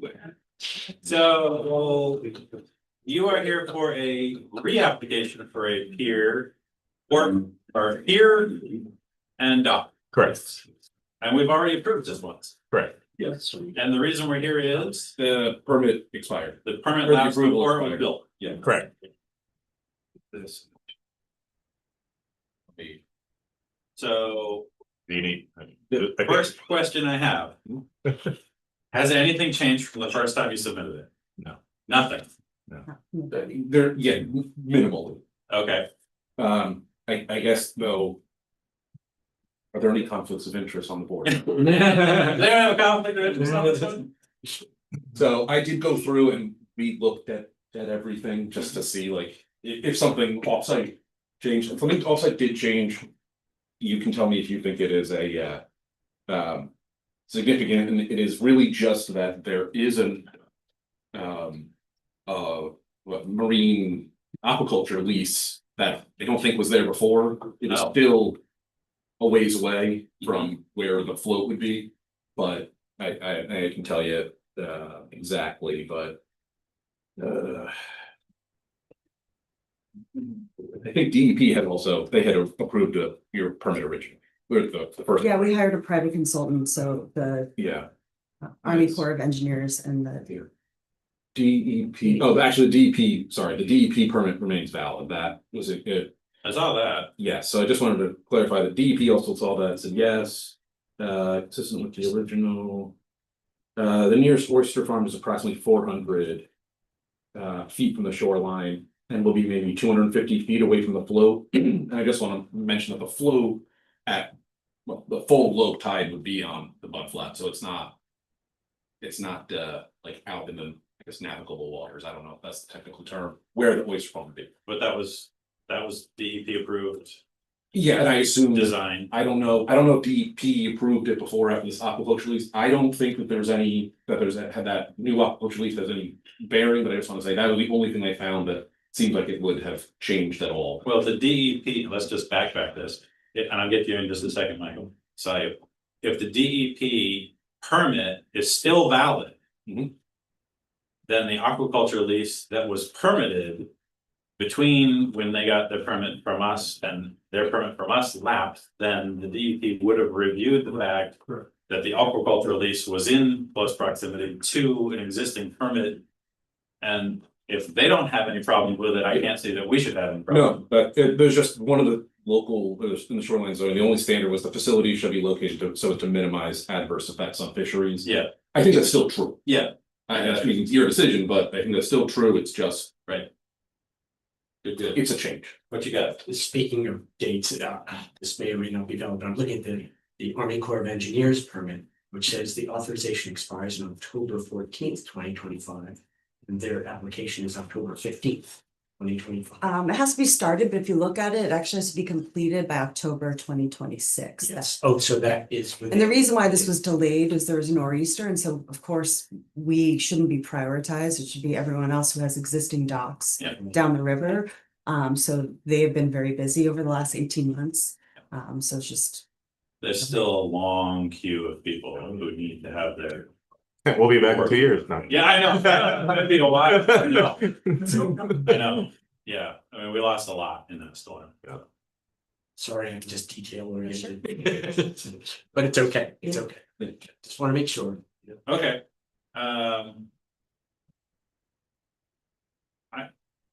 Honestly, I'm good if we want to jump right to the decision on this one. How's everyone else feeling? I'll second this. Okay. All right, so here's a possible motion that Michael's written for us, and I'm gonna go ahead and just read it. In consideration of the shoreland zoning application submitted by Nicole and Gavin Morrissey for map 11 lot 46-A 53 Pleasant Street dated October 15th, 2025 and updated through November 20th, 2025. Which proposes to construct a permanent pier extending over and beyond the normal high water line of the Damariscotta River, as well as materials contained in the record, including the adopted findings of facts. And to approve with, If you want to add conditions. I don't have. and to approve. I don't see any conditions. So I'll go ahead and make that motion. Do I have a second? Scott got it first. Do we have any discussion, further discussion? Anything you folks want to add? All in favor? Passes unanimously. Thank you very much. Thank you. All right, I can close it down. All right, Yes. have a great evening. Moving on to a pre-submittal meeting for map 13 lot 59, 67 Glidden Street, Sweatland. Yes. Hello, David and Paula sitting behind me. fantastic. Well, just pull up your stuff here. Get it on.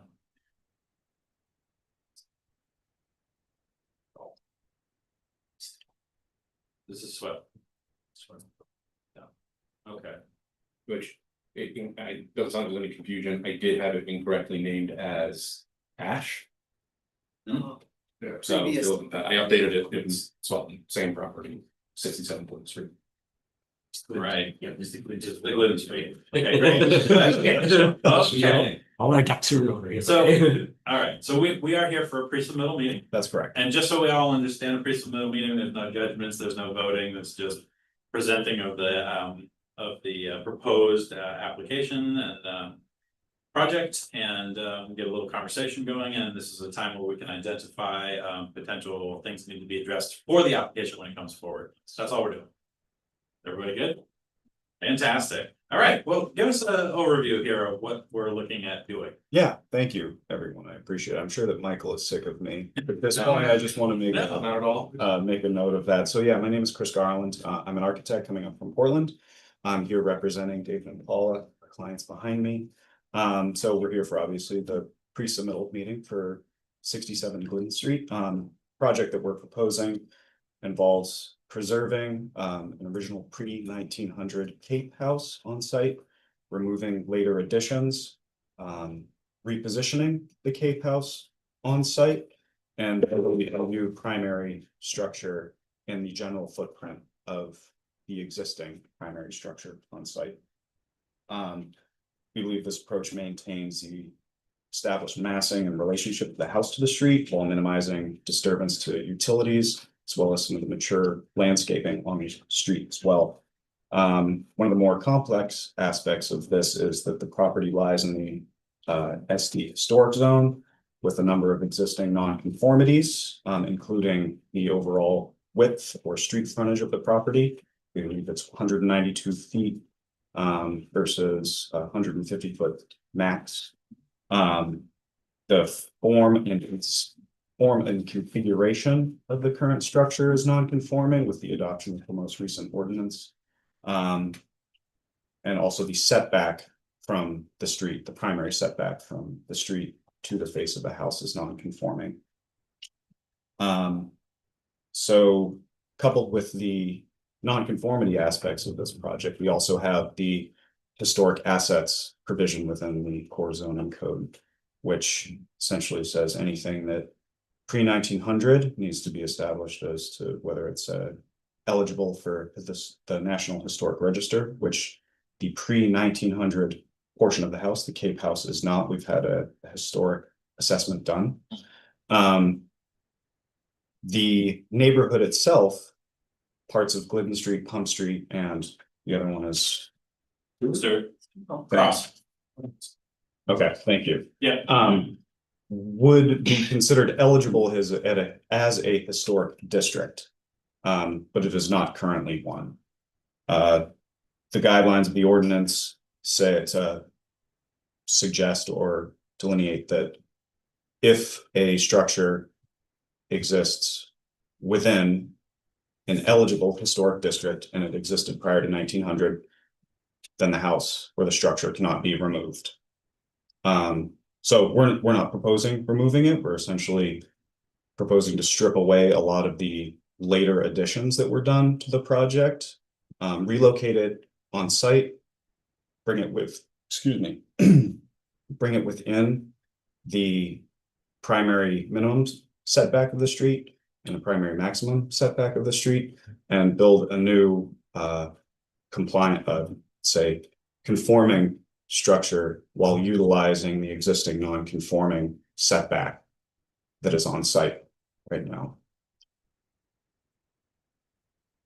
And while doing so, we would like to maintain access and maintain the existing garage structure that was built in 2018. And one of the reasons why we would like to keep the existing non-conforming setback from the street is that forcing new construction to sit within the setback zone that is required in this district would hinder access to the garage significantly, and we believe it would have significant impacts on the mature landscape, street side landscape, beautiful oak trees that lie along Glidden Street.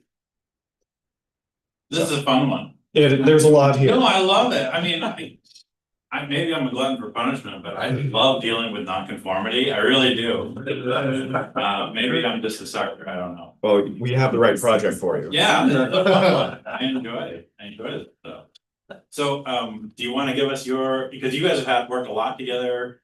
You don't want anything you want to add to that? No, I think it's probably, from what I can see, like unpacking it is probably the best way to get your answer. Okay. So, Well, let's dive right into the nonconformity, because I think the biggest issue we're looking at is probably that what you've got on page, not that one, the next one.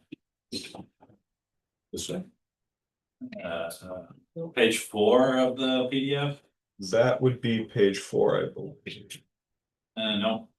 So, Yeah, this is. I think that's the one I was looking at, because it's got the face of existing house, existing setback as a dashed or dotted line. Right? Yes, that is correct. Okay, Which would be, so this one really illuminated, you can point it out. if you Oh, want. sure. That's great, yeah, so that is the existing that's the existing front house. setback line of the existing house. Right. Yes. So nowhere, let's just preface this conversation about nonconformity by saying nonconformity is difficult to understand. It is hard to wrap your head around, so if we get confused, we're gonna just unpack it slowly. Nothing in the ordinance requires nonconformities to be made conforming unless you're doing unless you're adding on in a way, well, no, that's not true. There's a lot of different things. Holy crap. Get increase. You cannot increase the nonconformity. That's the biggest one. And that's why this particular diagram here I thought was so helpful, because it shows that what you've got labeled as face of existing house, existing setback, that dashed line right there. If you were to expand the house towards the road, that would be increasing the nonconformity. No, No, that'd be reducing. that'd be reducing the nonconformity. Yeah. We reduce. Expanding it sideways is questionable about whether it changes the nonconformity. It's not getting further away. It's not getting further away, it's not getting closer. Right? Right. And the existing main house is actually the darker line that is there right now, right? So Existing house, existing setback. the existing setback is that, Black dash. Is that line? yes. Yeah, Black but dash? the big dark line is the existing house. So where is it you're actually expanding? So if you go Going back. back a page, what we're proposing is to save essentially the pre-1900 Cape volume, which is the original structure. Yeah. On site. Chris, can you just turn that TV a little bit? so that- Yeah. You just need to see where you're pointing. Yeah. That's already helpful. Thanks so much. Yeah. So this is the pre-1900 portion of the house. This is the original structure on site. What we are proposing to do is, since it needs a new foundation system, it needs a lot of improvements in order to meet current codes, is that we would pick the house up, relocate it on site as an accessory structure, Mhm. and then essentially rebuild the new primary building or a new primary building essentially in the same footprint that the existing building or existing house currently sits, maintaining that existing front setback, Mhm. existing non-conforming front setback.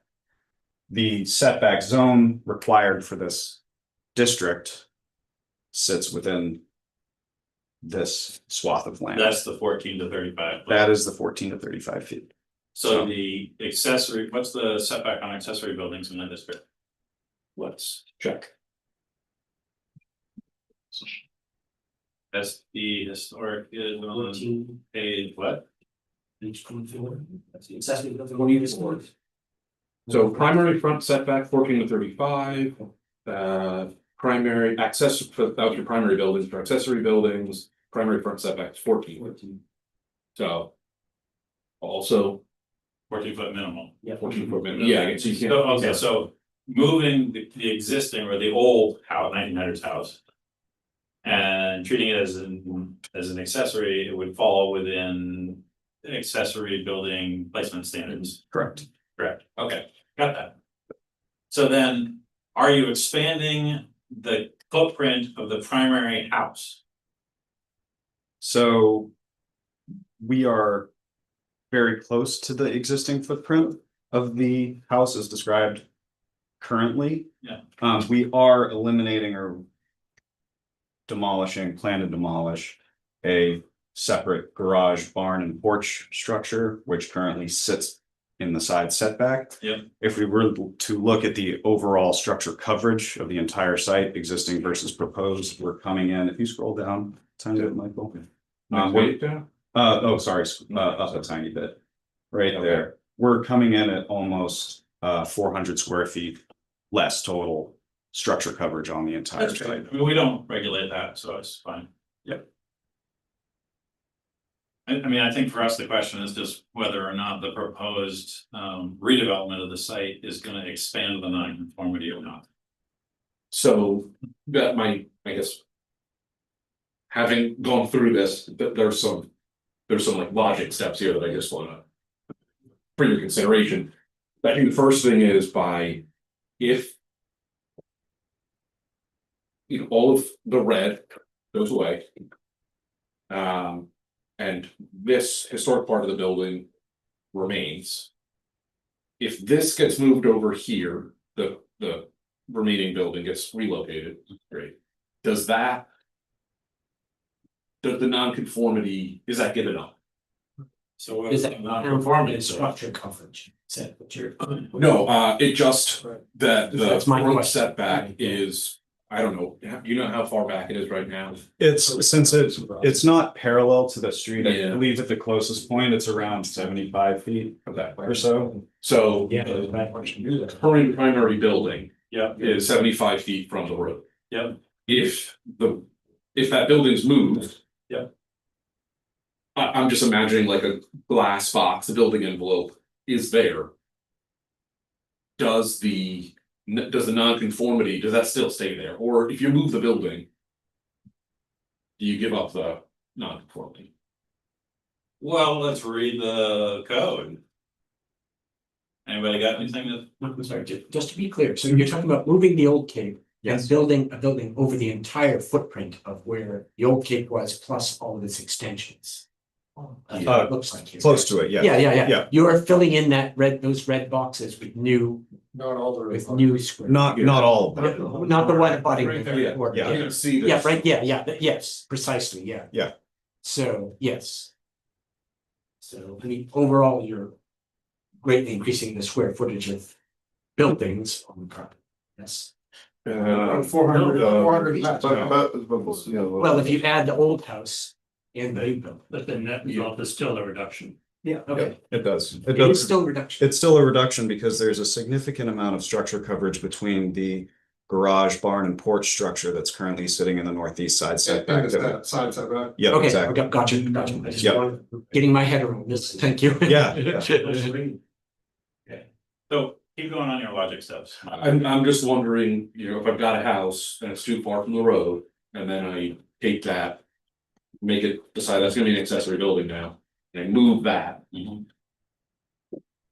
Does that? Can I build something, or I guess maybe what I should say is this is, if I have a house, and I tear the whole thing down, and it's too far from the road. Do I get to, can I just rebuild the house where it is? I know with shoreland, it's like, once you remove 50%. I have not found anything in the core zoning code that says. You can't. I would also add that we're not tearing down the entire structure. No, We're no. looking to maintain the Yeah. existing garage and maintain the existing access to the Yeah. garage. No, the question was just kind of like. Okay, just for the lot. So let's all flip to page 52 in the Core zoning code and read a little bit. Section 15 under non-conforming buildings. Purpose, A, 1, to allow for the flexible modification and adaptation, reuse, and expansion of buildings that existed prior to and were made non-conforming by this code. Applies to all buildings, accessory buildings, and additional structures that existed prior to the adoption of this code and that do not meet all the standards of this code. So it got what, 10, 11, 12 standards. The relevant one, two, I believe, are well, 8, 9, and 10. So let's read 8, 9, and 10. 8, a non-conforming building may not be moved in whole or part to another location unless the building conforms to the standards of the district to which the building is moved. Which does fit with what they're doing with the original building. Right, so that would comply. That would comply. Okay. Number 9, when the main building mass of a non-conforming building is destroyed and requires total replacement, the building must be rebuilt to meet the standards of this code. 10, when any portion of a non-conforming building is damaged and does not require a total reconstruction, it may be repaired and rebuilt to its previous condition. Does destroy include we tore it down and I'm sure you can build it? Or is that like just all thing to include it out there? Destroyed. So typically, the way that the planning board has looked at this issue over the decades is that if a building is destroyed outside of a permitted process, then the different terms like that you have to get a replacement permit within 6 months and construct the building within 2 years, those things go into effect. Mhm. But if you obtain a permit prior to the destruction or raising or whatever you're doing, post, for example, Mhm. then you are allowed to build partly within the nonconformity Mhm. or wholly within the nonconformity Mhm. because you've established a permit prior to the destruction. Mhm. And so you've got it within 6 months of the destruction. Mhm. Right? So I think that, the planning board needs to decide what the new ordinance says about this, because I think this is an issue of first impression for the new ordinance on this issue. But if you look at the precedent that has kind of gone before with other ordinances, Mhm. we've looked at it and said, effectively, as long as like where they're changing a building and adding a significant amount of mass, it conforms. Mhm. Right, they're moving the principal structure to a new location, but it's in conformity, Mhm. right? So that actually reduces the overall nonconformity. And then what they have there still remaining as a nonconformity would be a building envelope they could theoretically take advantage of. Yeah, and in fact, earlier parts of this nonconformity language talk about ways to increase that nonconformity. Or like number 4, right? Number 4. Yeah, a non-conforming building may be increased in height to the extent permitted by the assigned building type, except when the floor, ceiling, blah, blah, blah. Number 5, non-conforming buildings may be expanded by adding components that meet the standards of this code. Number 6, when non-conforming buildings are expanded with permitted massive components, floor height standards may be waived to allow floor height. One of the only few times in the code we're allowed to waive a standard. So, and I think number 9, which is I think what this sort of hinges on, right? It's the word destroyed. Number 9, when the main building mass of a non-conforming building is destroyed and requires total replacement, the building must be rebuilt to meet the standards of this code. So that's what I think we're hinging on, right? Is that word destroyed? And I think you're absolutely correct, because I'm sure that was crafted with the idea that there was, a fire or a tree fell or Correct. something, right? And it was destroyed not through intentional means, but by accidental means. Or even the most likely is lack of maintenance. Or well, there's even provisions for that later on down the line, so. Is the only non-conformity road frontage? Yeah. It's actually a distance from the road. It's distance from the road. Yeah. Oh, there's 2 non-conforming. Yeah, there's, It's too far from. In what district we're Correct. worried about being too far from the road. Right. Yeah. Especially yeah. But the newly built, once the old building is moved and becomes the accessory building, the new building is essentially going to fit on the same footprint as the original building. Maintaining the nonconformity. correct. I don't necessarily see a big issue here. I think you're gonna cause more havoc if you've gotta make them move it closer to the road. I mean, and you do destroy. Yeah. The whole effect. Oh, absolutely. Yeah. I think as a personal note, the first time I drove up Glidden Street. I mean, the landscaping along the street there is absolutely incredible. We have a series of 4-foot diameter oak trees lining the street, which if any new construction were to be forced to basically sit within that setback zone, you would be building beneath their canopy into their roots. Something you would prefer to avoid, right? What other potential things do we have to discuss? Might want to put a condition about how much candy they should buy for how. 800 pieces. Yeah, there you go. You were there. David lived there, you know that. Yeah. Oh, you don't live with them. And did you stay open the whole time? We I know did. some residents Well, are I closed think down we because they went ran out out. at 8 Shame, o'clock. shame. They ran out at 8 o'clock. You really need to up it to 1,000 people. Yeah, for sure. That's great. All right, so Halloween considerations aside, non-conformity issues potentially handled. Yeah. Was there anything else that the two of you working together identified that needed discussion in a pre-submittal way? I think, well, yes, I'm sure there were several issues, but I think that if this works, then that I think frees up a lot of, Yes. it gives a lot more flexibility. Were there issues with the main building mass and additions? I think that all that. Just trying to look at it, but I think it's fine. I know you haven't, been final designed them. No, I don't think so. Okay. I wanna give, kudos where kudos are due, because this fits the purpose. I'll read it again. Under non-conforming building for the purpose, 1, to allow for the flexible modification, adaptation, reuse, and expansion of buildings that existed prior to and were made non-conforming by the code. This is exactly fitting that definition. For sure. I mean, like perfectly. Yeah. And I think the thought that's gone into how to accomplish that within the confines of the code. Really well done. Really well done. Good work. I'm just thinking one. So I just want to make sure we address it. In previous conversations, there was a question about whether you could take. I guess in this case it would be part of a main building mass. Move it. Say it's accessory to accessory building and. Then. Create a new main building, create a new primary building. So if you've got a primary building on a piece of property. And it's small enough to be a conforming accessory building. Yep. Can you do that?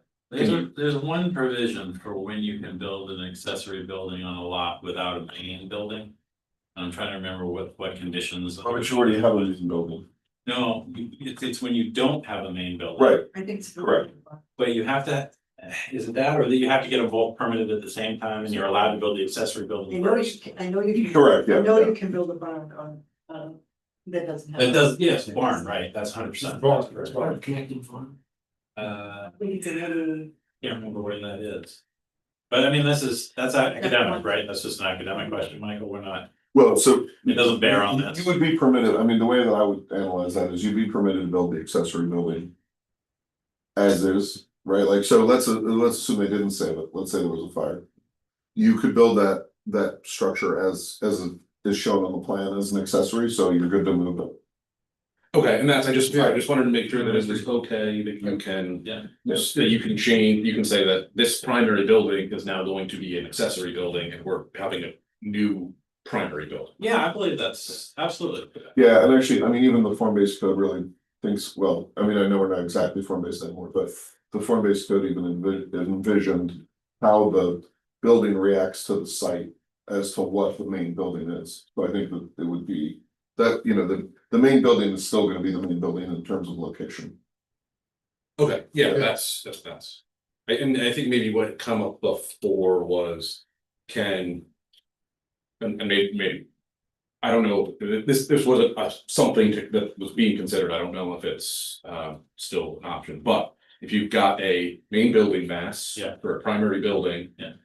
And let's say it's just 20 by 20. Yeah. Can you build a new primary main building mass that is attached to that primary. To the main building mass, so that the main building mass is no longer the main building mass. You got a new main building mass. As long as everything is conform, That would be my answer, yes, but it would have to conform. okay. Well. Not too- That's No, it. no, I know. Yeah. It was one of the options. Yeah. Let, Right. I mean, I have other thoughts about that, but in the interest of time, we're gonna move on. the thing about building your back house before you. I think we've established that This concept. this concept is, you should run with it. Right?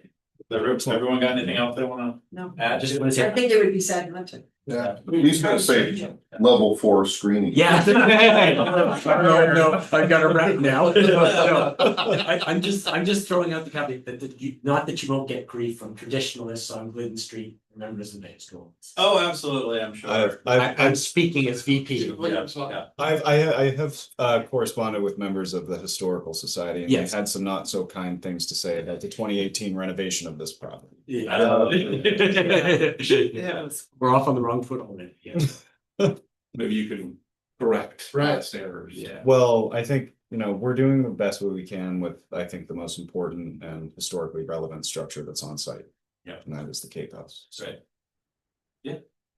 So main building mass, sorry, I'm gonna. Main building mass, accessory building. Second accessory building is allowed because this is attached. Yes. Connector. This is a It's an accessory existing, structure. yeah, it's an existing accessory structure, existing Pre-existing or, non-conforming. yeah, existing additional structure. Yeah. I guess because it's unconditioned shed, essentially. Oh, that would be considered under the new code, that would be considered additional. additional structure. Which, but it doesn't even matter because it existed before the adoption of this code, so. Yeah, because that is more than 150 square feet, but. It's legally existing, right? Yeah, so if the shed gets burned down, you can rebuild the shed, it can only be No way. 150 square feet. It's a really nice shed. Yeah. We're not burning it down. And you can't, upgrade it into a dwelling unit, Yeah. Right. No plan. it's just an additional structure. Yep. Correct. Peter, 4-foot oak trees qualify as level 4 screening. Fair enough. You're all set. You've got my level 4 screening. Okay, Thank you. thank you Yes. folks very much. Yeah. Appreciate it. We appreciate the time. Glad we could entertain you. You'll see us again. Okay, great. Wonderful. All right, so looking back to the agenda, which I've lost somewhere here. Okay, there it is. Let's move on to pre-submittal meeting for map 2 lot 53. 976 US Route 1 Dalton pre-submittal meeting. You're ahead. Come on up. Last minute clearly. All right, I'm gonna try and find your stuff here. There it is. I got it. Okay, great. I'm gonna undercomplicate Yeah. Wonderful. Okay, great. and bring non-conformity, you said you like. I love non-conformity. It's fun. It's good stuff. I'm Joe Dalton. I live at 976 Route 1, which is abutting the rest area, which should be called a busy area, not a rest area. Nobody's resting over there. No one's resting. It's not. And I'm looking to put up a greenhouse. A greenhouse. Okay, great. but everything, as I'm getting educated about, from the town line to the Sheepscot Road. Special provision setbacks, everything on my lot's non-conforming, That is correct. Yeah, everything I'm watching. but there's a house and a garage there that's. 1950 or 60. So what's the intended use of the greenhouse? Plants, flowers, vegetables, seeding, place to Agriculture. sit and, yeah, agriculture. You're not gonna be using it to fabricate anything, to park vehicles under, to No. do anything. I might other put than my lawnmower in agriculture? there. Building. Alright. So agricultural uses for greenhouses and things are specifically exempted in the code generally as something you can do by right. That doesn't mean you don't need a permit. You do need a permit. Oh, I had a crew to set it up and I said, let me check first. And it's a freestanding pole structure. It's not permanent. Right. Yes, of course you need a permit. Yeah, right. So this has been in the process for a bit because then as Michael and Kara looked at stuff, they're like, oh, there's these setbacks from the Route 1 and Yeah. setbacks from the shoreline, which when I was given the number and talked to DEP, she was, said the lake's gone now and that it's it's titled right, a marsh. It's actually on the map called the stream, Sherman Stream. Right. She said, so your setback should be 75 feet. But then looking further into it, your town, the ordinance, it's 250 feet. For resource protection. It's, For- so this is resource. Yeah. That's it, is resource protection. Which, Which she thought left with the lake. yeah, and it may not need to. It's shoreline zoning, so it's not always the clearest. Yeah. The reasons that it was put into resource protection, I cannot tell you. I assume it has something to do with the lake. Yeah. But I don't know what the conditions were, why, if it was because. I think it was because it was in the continuation of Marsh River, which was in resource protection. And because it became a continuation of that, they extended the resource protection to all those areas of it. Is that when the dam went out under the bridge and because I Yeah, went from a lake to. fished in the lake as a kid, yeah. Very cool. And then one day it was gone. Right. So the current word, so I say that like, it may be possible that we can just update our ordinance and. That this is not a quick fix, but update the ordinance and now this is no longer resource protection. It would be, we could potentially have it go to. Limited residential, limited commercial. Right now, shoreline ordinance has it as resource protection. We could also potentially accept, an environmental survey. To do that. Can I just back up? Is it the entire lot under that No. classification? No, Let me pull up the. Yeah, is it, The map. can you, the lines on this drawing that are provided? Well, Press the red yes. line?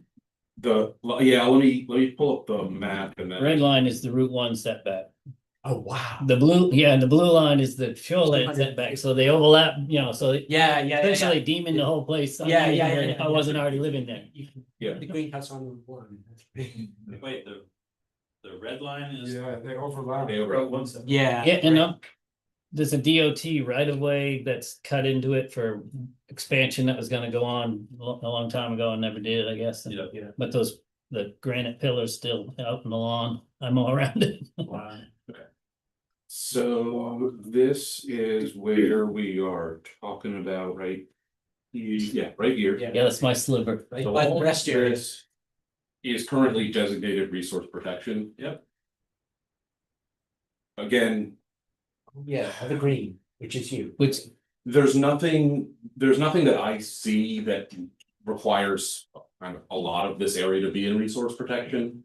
there's never that much water in there. Yeah, so the first, so that's what, my assumption is just like, it's in resource protection, maybe we can change it, but we haven't. But did DEP make that request of us, or did we just define it that way in the map? I don't know, I don't know. Sarah Beck, when I called the DEP, she had given me the 75 foot. She goes, is it 250? Why would it be that? She said it was probably from the lake. Or she called it a pond. Yeah, so, and that's, So it was unclear to her, I think. it's unclear to me too, but I don't think that. I think if we to take it out of resource protection, I think it's an ordinance amendment. But. No, I would agree with that, unless, we would just have to run it by DEP. Just like any shoreline zoning change, but. Yeah, that's it's possible they would say, no, you can't take it out, but if they say, yes, you can take it out, I would take it out, but, so. Going based on that, Take that property and raise a chunk of that. I would say, we just look at all of Sherman, anything adjacent to Sherman Marsh. Oh, You know, when we redid the shoreline zoning. A year and a half ago. Yeah. We went through and tried to pull out like all of what are the things that the state requires us to. To put in resource protection, so like, are there endangered species, is it steep slopes, all of that. We have a map that does say that. I don't think there's anything here that says like that. That is one of the like basic requirements, like this has to be there, I don't think. So we Yeah. might be able to undo it, but. So Maine has really strict standards for all that stuff. And so my advice to towns generally is to go with whatever the state requires, but no more, because. They set a floor that's so high that going beyond that is a little ridiculous. So, I mean, we certainly could look at an amendment that would be very easy to accomplish. Yeah. Yeah. So when I was, oh, yeah, I'm back to this, share. So Yeah, so where I wanted to put it was clearly out of the question, so. this, yeah, what you put So- on, when you look at it, on here? No, that was after he had said, after we looked at those setbacks, like I wanted to put it up by the fence. Like it was 130 feet from the road and 150 feet from high water, but it has to be 200 feet from the road. And 250 feet from high water, so it's not 75, so that then. We proposed putting it behind the garage, using the garage's footprint. I said, could I attach it to a building, but it's bigger than the building, so. Like that's not allowed either. so yeah, when I first looked at this, the shoreline was up here. So I think there was like, Say again? this is the 250-foot buffer was like here, Wow. you know, went out to the road. What happened to? So wait, is the red the road buffer? No. Yes, Yes, So- so so- then Red is yeah, the oh, green is the high water mark that the So we- DEP. we said did, that. yeah, we pulled like the Green. 2025 high water mark because I figured that if the pond's not there, it must have receded. I guess maybe it did, it didn't recede that much. No, but it receded off the high water line. Sure, well, Yeah. yeah, so this was the 2025 high Yep. water line, maybe it was 2024, Oh, 25, sorry. Yeah, okay, right. October 9th, 2025. So I buffered this. That high water line, which says this, so everything else on this property is, well, except for this little corner here. And here, that's all within, this is all within shoreland. Okay, then I went and buffered the, well, I buffered the property lines here, that's what this red line is, that's a 200-foot setback from property line, from the right of way. So these two overlap, obviously. My thinking is that when you look at the shoreland zoning, special exceptions. It doesn't accommodate what is being proposed, what it says basically is like. If you want to build within resource protection, the only exception shoreline allows is one dwelling unit. And it has to be, you can't build any, you can't be any other options, we just went through this with Christian Bueller. So rather than going and get a variance for the shoreland, which seems like it would be difficult. My thinking, the conversation that we had was. There's a garage here. There's a house here. What is being proposed is to remove this garage. And essentially replace it with a greenhouse. And the existing nonconformity is that that garage is too close to the road. So to me, it potentially could go for a variance, or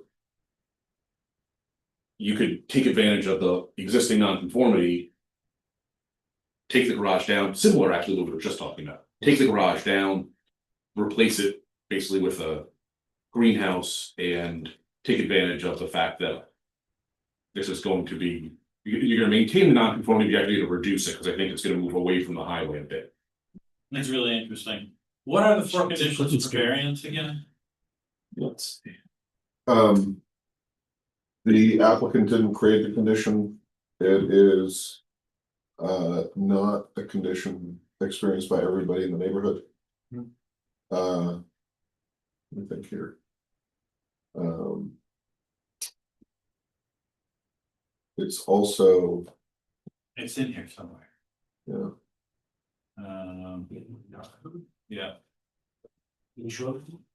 I think it also, I think, variance is on page 93. okay.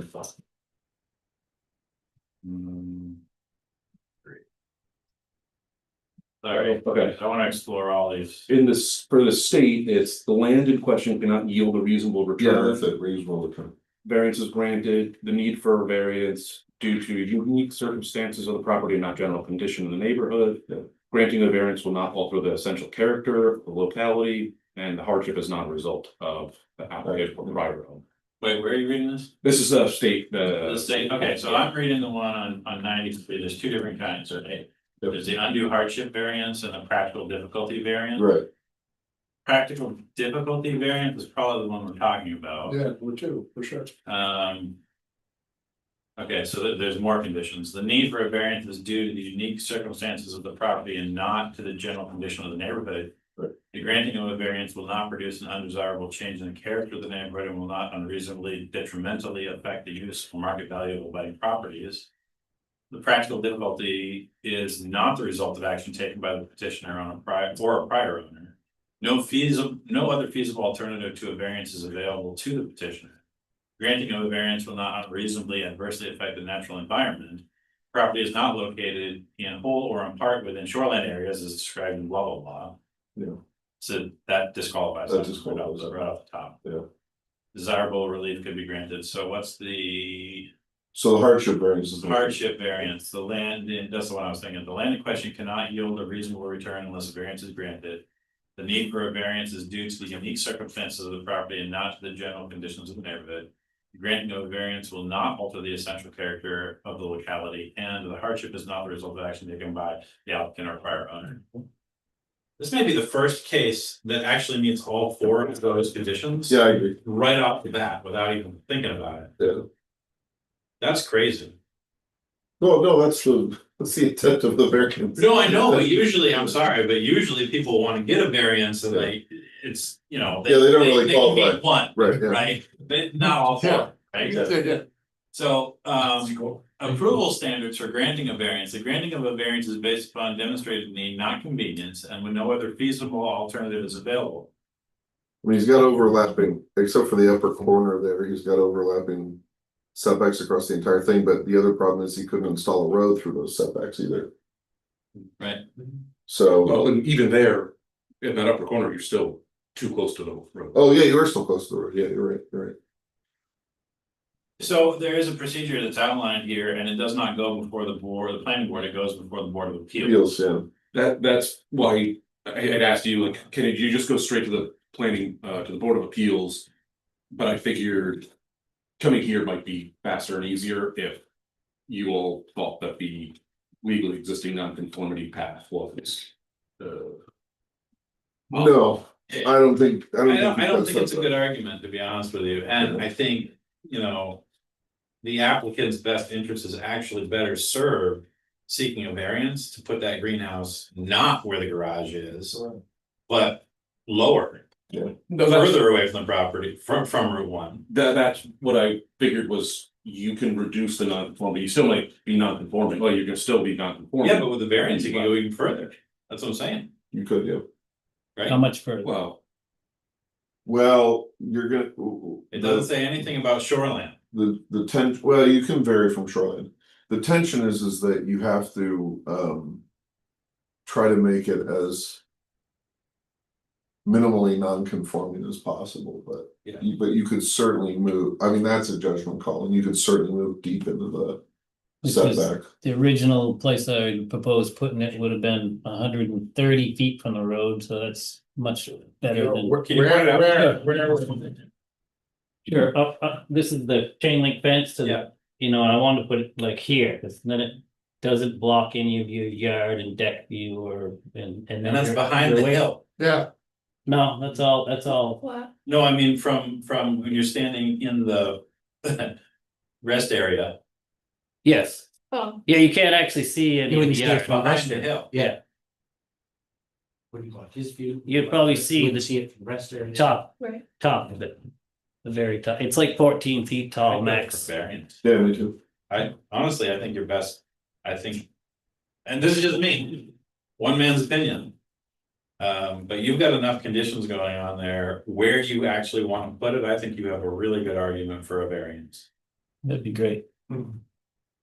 And from the last 2 hours, your opinion matters. What I've seen. I think, I mean, all opinions. it's really rare. It's been very educational. I'll be very honest, it's very rare to have these conditions come together in such a way like that.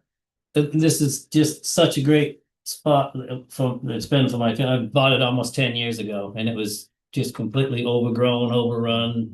I've grown up here and drove by it since I had a license and never even noticed there was a house there. Yeah, I saw the for sale sign, I'm like, there's a house? yeah. Because of it, the way it's set and, but the garage is, you know, where the driveway enters is so on the road that it's treacherous to even pull in and turn.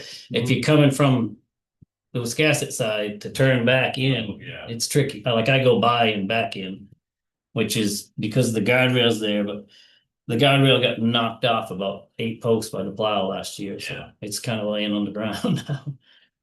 But that's. You really the- improved the lot though over there. Yeah, You I really have. tried, you know, that 2 of my kids used it as a starter place and now I live there because I own it, so I didn't want to buy another house. I drive by that bike No, multiple times a day and I'm really impressed with the amount of work you've done. You really work hard. and That's all off his back. Huge amount, He doesn't have yes. Contractors, that's him. I can tell, he's doing that himself. It's Yeah. Insane. really It's insanity. impressive, yeah. I do that. And the from house my looks so nice. I mean, and we've already gone over, but I Yeah. did find on Okay. page number 46, under number of buildings and the code. Yep. Only one accessory building may be built on each lot or virtual lot except lots actively used for agricultural uses. Additional non-residential accessory buildings to support agricultural activities are permitted. To keep the garage. Right. Add the greenhouse. As long as it's an agricultural use. And it doesn't even have to be a commercial agricultural use, because I read the use definition for agricultural use. You're good to go. Conversely, I found the spot that we were talking about at one of the previous applicants, where we're talking about accessory building may be built on a lot prior to a primary building, only if both the primary and accessory buildings have been permitted according to the standards of scope. That's also right there. So just closing that loop. so if I was building a barn. Yeah. So if you're a barn, right? I Yeah. can't and wait to go. I hate to say, yeah, just like go to the Board of Appeals, but honestly, I would encourage you to think about doing that. Yeah, it's a direct application, just file Well- the variance with the town. Yeah, I started just asking for a building permit and Yeah, I know. it's snowballed into it. Yeah, it has. But we appreciate that, we really do, I- because we'd really well, rather people ask. Yeah, no, I plan on being there for a long time. I Right. don't want to make any enemies or step on any Yep. toes or not follow the rules. That's right. Anybody got anything else? Want to bring up about? So he goes straight to the Board of Appeals. Straight to Board of Appeals. Number 3 is our host. Now, yeah. So I do I fill that out through the town office or? Yeah, so Michael can help you with that Help me with process. that, yeah. Yep, Yeah. it's a simple application Great. form, it's very similar. It just goes to the Board of Appeals, and then we'll have to gather the Board of Appeals. You're gonna manage that, I'm sure you'll be involved. Yep. Because of those legal requirements. Yep. And I'm happy to attend whenever they need. If that works, then I won't take up any more time and I'll come back about moving the garage backwards and doing something different with that, because, or just getting rid of it. It's pretty decrepit. Oh, Like it's just storage for me right now because it's leaky roof and Once you get to the variance. Right, right. it's just something they lashed up Yep. years ago and it's Well, that one's outside the. it's so I mean, close. It's so close to the road, I mean, we Yeah. can talk about that another time, because Right. that would fall under Right. planning board. No, I'm just trying to get this greenhouse, which it's getting cold, so. Yeah. Yeah. Not looking to be outside too much more. I think that's the path. Anybody got anything else? So thank you. Thank you very much. Appreciate it. Appreciate it. And Thank you for hanging with us. Yeah, anytime. It's work there. All right. Back to the agenda, other items. Everyone from the public has left, but does anyone here have any public comments for any items at all? Anything, any topics? Seeing none, moving on. Planners report? No, we're working on Mills Road. Okay. The property behind, we're still trying to, working with the engineer and architect to come up with some concepts that Oh, for use for that. will be bringing. Where's, down to- where's the entrance to that again? To be determined, but there's at least one, possibly two. It's gonna be on either one side of those two new buildings that are there. The property has 20 feet of frontage and then another 20 feet of easement on Mills Road. So there's like a 40-foot corridor that goes back. So through that dude's, like, is it that guy's fence or his old white fence? We rent this house and that, and Oh, it's on that. That's side. it. Oh, And it's then- corridor, yeah. Oh. And then on the other side, there the Right where the driveway is for the new buildings. Also might be able to go back. I still gotta see exactly how that could work, but All right. we're looking at it. I know that's a private road though, right? All right, everybody, the No. time is 8:46 without objection. Meeting adjourned.